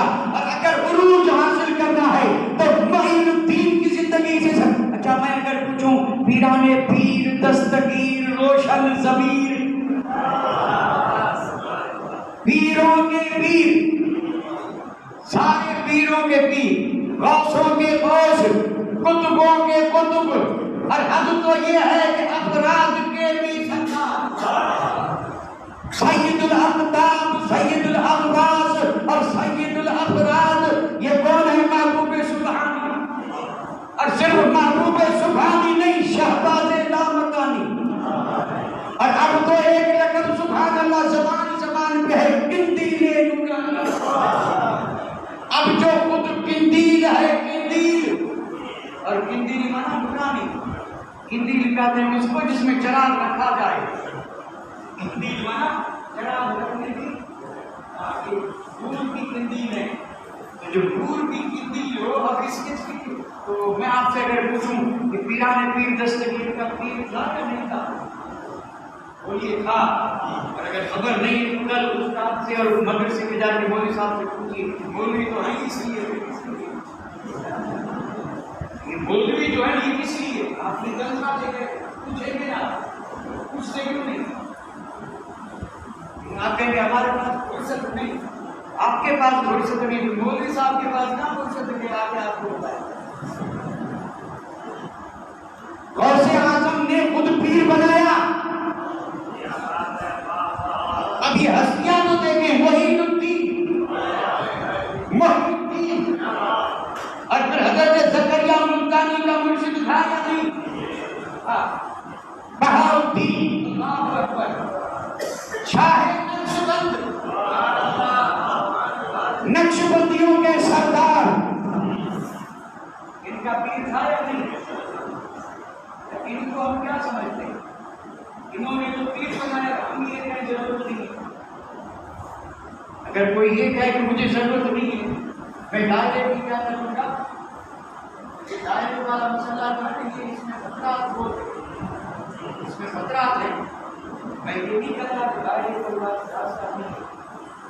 مدنی میاں صاحب نے کتاب میں یہ لکھا ہے کہ دائرے کو یہ راستہ ہے۔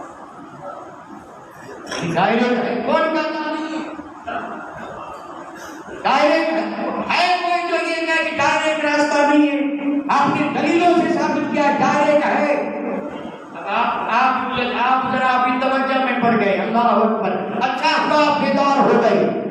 یعنی ایک راستہ وہ ہے جو وسیلے سے ہے، بغیر وسیلے کے نہیں، اور ایک وہ ہے جو ڈائریکٹ۔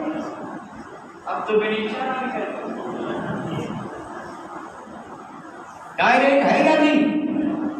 چھت پر جانا ہو تو زینہ چاہیے، ڈائریکٹ نہیں، اور چھت پر کھڑا ہے اور کوئی نیچے آنا چاہے تو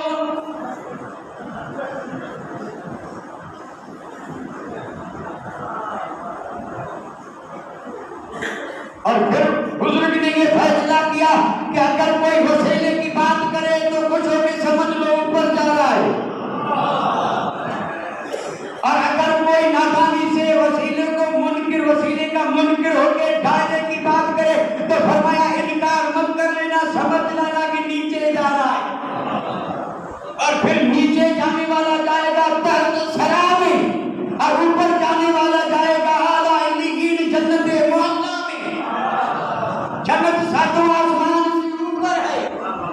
اور دوسرا کیا ہے؟ اللہ نیچے جانے سے بچائے اور اللہ کرے اوپر ہی جاتے رہے، لیکن اوپر جانے کے لیے صاف وسیلہ چاہیے، بڑا مشکل ہے۔ اوپر جانا ہے تو سینا چاہیے یا رسی چاہیے یا کوئی ہو جو پیسے بھی بھیج کے لیے خیر وسیلے کے، اگر آپ کہیں سلام لگا کر اوپر چڑھ جاؤ نہیں ہوگا، دن بھر گھومتے رہیں۔ اگر کوئی مسجد کی چھت پہ جانا چاہے تو خوب پہلوان، ہمت والا نوجوان اور بہت بلند کودتا ہو، اس میں اس ریس میں یعنی نوبل انعام بھی پایا ہو، بڑی وہ لکڑیاں رکھ کے نہیں کودتے، یہ بھی ایک طرح کا مقابلہ ہوتا ہے۔ تو یہ سمجھے کہ میں بڑا طاقتور ہوں اور کوئی ضرورت نہیں نیچے سے لگاؤں گا چھلاں تو چھت پہ گر جاؤں گا، یہ وہیں تک کود سکتا ہے جہاں تک اس کی ہمت ہے، چھت پہ نہیں پہنچے گا، دن بھر کودتا رہے گرتا رہے گا، یہ زخمی تو ہو سکتا ہے اور نمانے تو مر بھی سکتا ہے، لیکن چھت پہ نہیں پہنچ سکتا، لیکن چھت پہ بغیر جینے کے نہیں جا سکتے، اولا تک بغیر وسیلے کے کیسے جائیں نہیں جاگے۔ اس لیے کامل اولیاء نے کیا کیا ہے، کسی نہ کسی کو، اور محمود شاہ جیلانی نے بھی یہی کیا۔ اور آپ گئے کہاں؟ سندھ میں ملاقات کیا شریف میں، اور وہاں جو کامل ہستی تھی سبحان اللہ، یہ وہی ہستی ہے کہ محمود شاہ جیلانی کے والد کو ایک ہی نظر میں اس مقام پہ پہنچا دیا تھا، اس مقام پہ پہنچا دیا تھا ایک نظر میں، اور محمود شاہ جیلانی پہنچے ہیں تو استقبال کر کے صحبت میں رکھا اور صحبت میں رکھ کر کے دربار چڑھایا، اور پھر میں جو عرض کر رہا تھا میں نے کہا اپنی بات وہی کروں گا، بس اس کے بعد اللہ ہمارے سب کی حاضری قبول کرے۔ محمود شاہ جب وہاں سے لوٹے تو ان کی زبان پہ گویا یہی ہوگا، الف الا چمبے دی بوٹی، نہیں سمجھے، سنا ضرور ہوگا، اور یہ ایسا جیسے ایک ایک لفظ کی تصریح کی جائے تو الف الا چمبے دی بوٹی من وچ مرشد لائی ہو، الا چمبے دی بوٹی،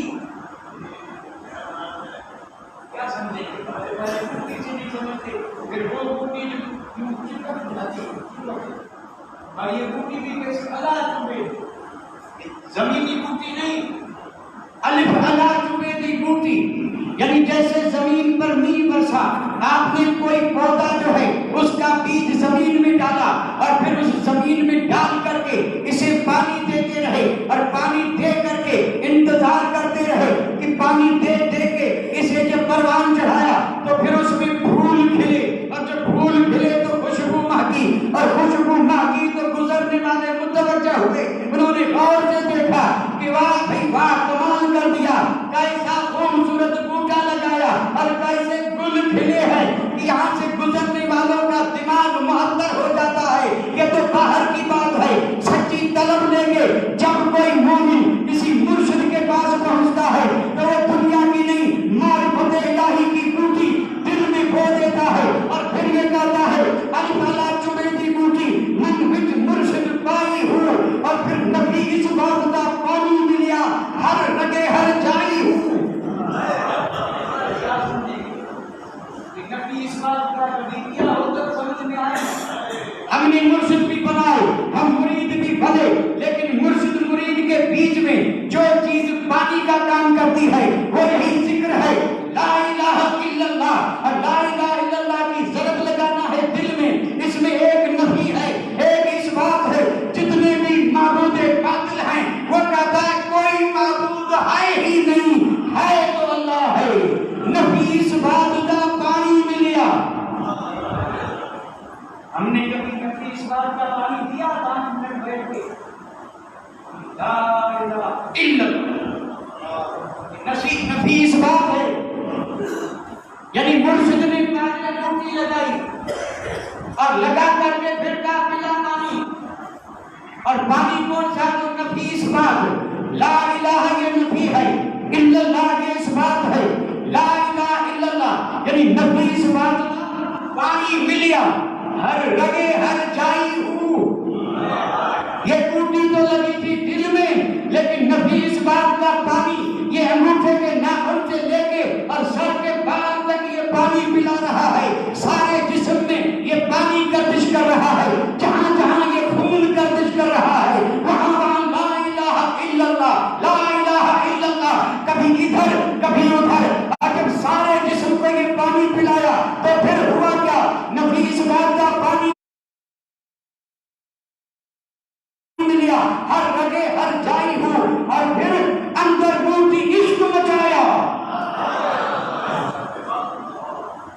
جب یہ پانی ملا تو اندر موتی مشک مچایا، اور اندر موتی مشک مچایا تو جان کھلن دے آئی ہو۔ تب پھر اندر والی موتی نہیں، پھر یہ ساری جان پھول بن گئی، اور ساری جان پھول بن کر کے کھلی، اور جب کھلی تو محمود الاولیاء بنی، اور محمود الاولیاء بن کر کے کیا آئی پنجاب علاقے میں، پھر چاہے کچھ کا ہو یا کاٹیا واد کا ہو یا تھر کا ہو، لیکن جب یہ موتی اس طرح کھل کر کے اور وہ مدینے والی خوشبو لے کر کے اور جب آئی ہے لوگوں کے بیچ میں، تو پھر فرمایا کہ اس موتی کی مشک نے عجیب رنگ اور عجیب خوشبو پھیلائی۔ اب دنیا انسان سے انسان ملے ایسے نہیں، اب دوڑتی آئی ہے جیسے پھول پہ بھورا آتا ہے۔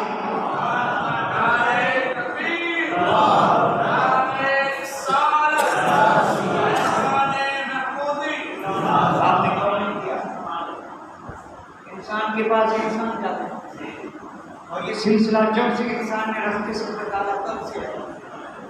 انسانوں کے پاس انسان کی طرح جانا کوئی کمال نہیں ہے، لیکن انسان ہو اور انسان ہونے کی طرح منڈلاتے ہوئے آئے کہ یہ کمال ہے۔ گھوڑا کہاں جاتا ہے؟ گھوڑے کو کہاں پہنچنا ہے؟ تو آج دعا کریں اللہ ہمیں گھوڑا کرنا۔ شمع بھگوان کہاں جاتے ہیں؟ یہ شمع ہے، شمع ہے اولیاء اللہ کتنے بھی ہیں، یہ اللہ ہمیں اپنا دعا مرشد کی بارگاہ سے فیض لے کر کے جب محمود شاہ آئے اللہ اور اب جو آپ کے فیض کا سمندر جاری ہوا، الحمدللہ آج بھی جاری ہوا، آج بھی جاری ہے۔ آپ کی کرامتوں کی کمی نہیں، میں نے ایک بھی کرامت ذکر نہیں کی ہے، اور اگر آپ چاہتے ہیں سنیں تو یہاں کوئی اٹھ کر کے مجھے کہا دے کہ 2 گھنٹے دوں گا، 2 گھنٹے آپ مجھے دیں، میں ذکر کروں۔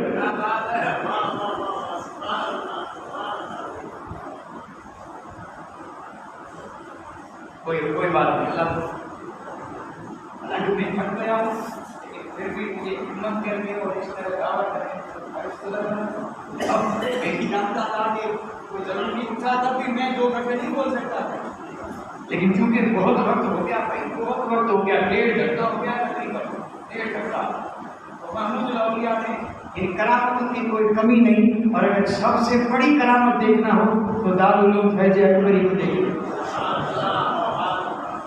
یہ دارالعلوم فیض اکبری یہ محمود الاولیاء کی کیا ہے؟ سب سے بڑی کرامت۔ اور میں اسے کرامت اس لیے کہہ رہا ہوں کہ آپ نے جب اس کی بنیاد رکھی تھی تب توکل علی اللہ، توکل علی اللہ، کوئی نہیں تھا ساتھ میں، کوئی نہیں تھا، کوئی نہیں، تنہا اور عمارت بنانی تھی اتنی بڑی اور کام کرنا تھا اتنا بڑا، اکیلے ہی چلے تھے جانبِ منزل مگر، اور پھر لوگ ملتے گئے اور پھر محمود الاولیاء نے جب رخ کیا آپ کے علاقے کی طرف، آپ کہیں گے کہ آپ ہمارے علاقے میں آئے ہیں تو ہماری بات کر رہے ہیں، واللہ میں یہ نہیں کہوں گا، محمود شاہ جیلانی کو اس علاقے والوں پہ بڑا فخر بھی تھا اور جان بھی تھا۔ حقیقت میں آپ صرف مجھے سے نہیں کسی سے بھی پوچھیں، اور صرف اسی حد تک نہیں، میں چشم دید بات عرض کروں، اپنی چشم دید جس نے صرف مجھے نہیں بلکہ ہمارے علاقے کے سارے لوگوں کو متاثر کیا تھا، قسم رب کی، جس نے متاثر کیا تھا آپ کے اس واقعہ میں بزرگ اور محمود شاہی علی اکبر شاہ جیلانی کا عرس، دارالعلوم فیض اکبری کا جلسہ، اسی واقعہ میں سے بسیں آتی تھی، بسیں، اور بسوں میں بھر کر کے جو آتے تھے ان کا حال یہ ہوتا تھا، میرے پاس ثبوت موجود ہے، آج کوئی ماننے کے لیے تیار نہیں، یہ واقعہ کی بسیں جب لونی شریف میں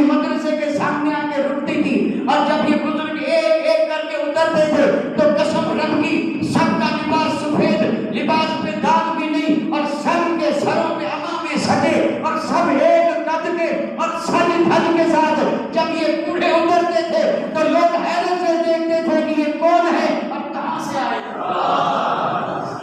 اور آج میں ان میں سے یہاں ایک بھی نہیں دیکھ رہا ہوں. اگر کوئی ہے تو کسی کے سر پہ امامہ نہیں ہے. اور اس وقت میں وہاں جتنے بھی آتے تھے اور امامے بھی دنیا والے نہیں, سب امامے ایسے ہوتے تھے کہ پیچھے شملہ ہوتا تھا اور جب ہوا لگتی تھی تو ہلتا تھا, اور ہلتا تھا تو کسی کی یاد آتی تھی کہ شملے کہاں ہوئے تھے. چند برسوں کی بات ہے اور یہ صرف میں اپنے مشاہدے کی بات کر رہا ہوں. آپ اندازہ فرمائیں اس طرح جب یہ قافلہ سید الاولیاء کے دربار میں پہنچتا ہوتا ہے تو میرے آقا دیکھ کر کے کتنے خوش ہوتے ہوں گے, کتنے خوش ہوتے ہوں گے. خوش اس بات پر نہیں کہ یہ مدد کرتے ہیں, نہیں, خوش اس بات پہ کہ یہ سنتوں کے بہتر ہیں. آپ کی خوشی اسی میں تھی کوئی مدد کرے یا نہ کرے. اور میں تو اکثر یہ کہا کرتا ہوں, آج تک دنیا چندے کرتی ہے اور مدرسوں کے لیے مال اکٹھا کرتی ہے اور مانگ کر کے, کیونکہ ضرورت ہے, نہ مانگے تو مدرسے نہیں چلتے, دارالعلوم نہیں چلتے. قوم پھر بھی دینے کے لیے تیار نہیں ہے اور زکات دینے کو تیار نہیں ہے. امداد نہ دے گی. چندے کے مدرسے چل رہے ہیں اور سب چندہ مانگ رہے ہیں. اور ایک ذات ہم نے ایسی دیکھی, ایک ذات ہم نے ایسی دیکھی. وہ دور ایسا تھا کہ دینی علم سے لوگ واقف نہیں تھے. دارالعلوم کیا چیز ہے کسی کو خبر نہیں تھی, اور پڑھنا پڑھانا ہے کیا یہ علم نہیں تھا. یہ تنہا محمود شاہ کی ذات تھی کہ گھر گھر جا کر کے کہتے کہ مجھے تمہارے مال کی ضرورت نہیں, رب نے 4 بیٹے دیے ہیں تو ایک بیٹا مجھے دے دے. کائنات میں ایسا ہمدرد کوئی ملا ہے اس دور میں تو وہ سید الاولیاء کی ذات ہے. یہ مومنوں سے, قوم مسلم سے ہمدردی نہیں دور کیا. آپ نے دیکھا جہالت کے گھٹا کو اندھیرے ہیں اور یہ ساری برائیاں جو جڑ پکڑ چکی ہیں یہ ختم تب ہوگی جب علم کا نور پھیلے گا.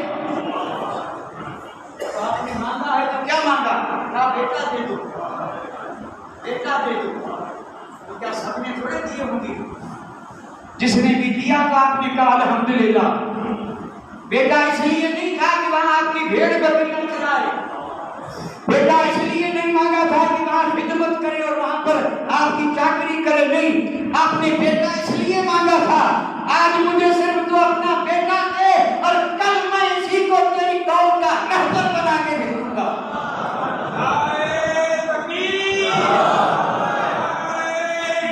اور یہ کوئی ڈھکی چھپی بات نہیں ہے. یہ جتنے بھی اکبری علماء بیٹھے, اللہ ان کو سلامت رکھے, انہوں کو جب ان کے ماں باپ نے بھیجا تھا تب یہ صرف ان کے بیٹے بن کے گئے تھے. دادا نے بھیجا تو پوتا بن کے گیا تھا, چاچا نے بھیجا تو بھتیجا بن کے گیا تھا, ماموں نے بھیجا تو بھانجا بن کے گیا تھا. لیکن یہی بھتیجے بھانجے بیٹے لودھی شریف سے جب لوٹے ہیں تو عالم فاضل بن کے لوٹے ہیں. یہ ہے محمود الاولیاء کی شان. جب جائیں تو کچھ اور لوٹے تو کچھ اور میں بھی فرق ہے.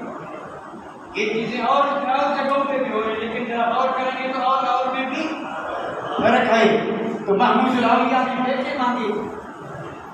اور پھر حد تو یہ ہے جب کسی بستی میں کوئی نہیں ملا, اگر کوئی لنگڑا دلہا ہوتا نا فرماتے اسی کو دے دو, کسی کو دے دے.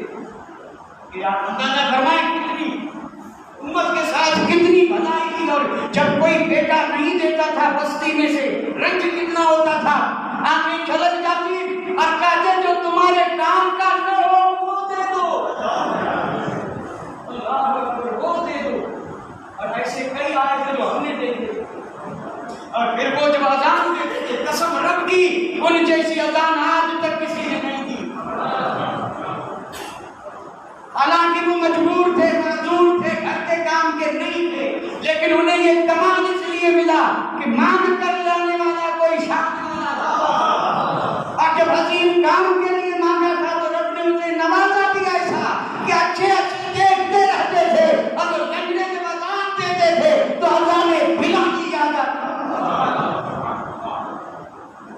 اور یہ جو ادارہ بنا آسانی سے تھوڑا بنا. الحمدللہ ملتا. ہمیں اس بات کہ یہاں یہ جتنے بھی حضرات بیٹھے ہیں کسی نہ کسی طرح سے اس میں سب کا تھوڑا بہت ساتھ یہ کرم ہے، کرم یہ ان کا کرم ہے. اور اگر وہ اگر کسی سے نہ لیں تب بھی ان کے پاس طاقت ہے وہ چلا سکتے، بالکل چلا سکتے. وہ اتنا کر سکتے ہیں کہ پیسے کی ضرورت ہو تو غلام سے کہیں مسلمان کا لے کے نیچے. اور ایسی داستان ہزار کوئی مشکل نہیں ہے، لیکن نہیں، آپ نے کبھی ایسا نہیں کیا. کیوں نہیں کیا؟ اس لیے نہیں کیا اس عظیم کام میں مصطفیٰ کا ہر غلام شریک ہوگا. اور قیامت کے دن الجامعۃ الاکبریہ میں اگر تذکرہ آئے تو کوٹھی شریف اور واقعہ والوں کا بھی تذکرہ ہوگا. یہ مددگار یہ بھی تھی، یہ مدد کوئی کم ہے، یہ دین کی مدد ہے، دین کی. اب میں جو دین پر چلا تھا تو اسی دین پر چل کر کے آپ محمود شاہ نے جو کچھ بھی کیا اس نے دین کے لیے کیا. اور پھر آپ نے اپنا جو کھان پاتا چھوڑا ہے اس نے بھی آج تک کوئی دوسرا کام نہیں اپنایا.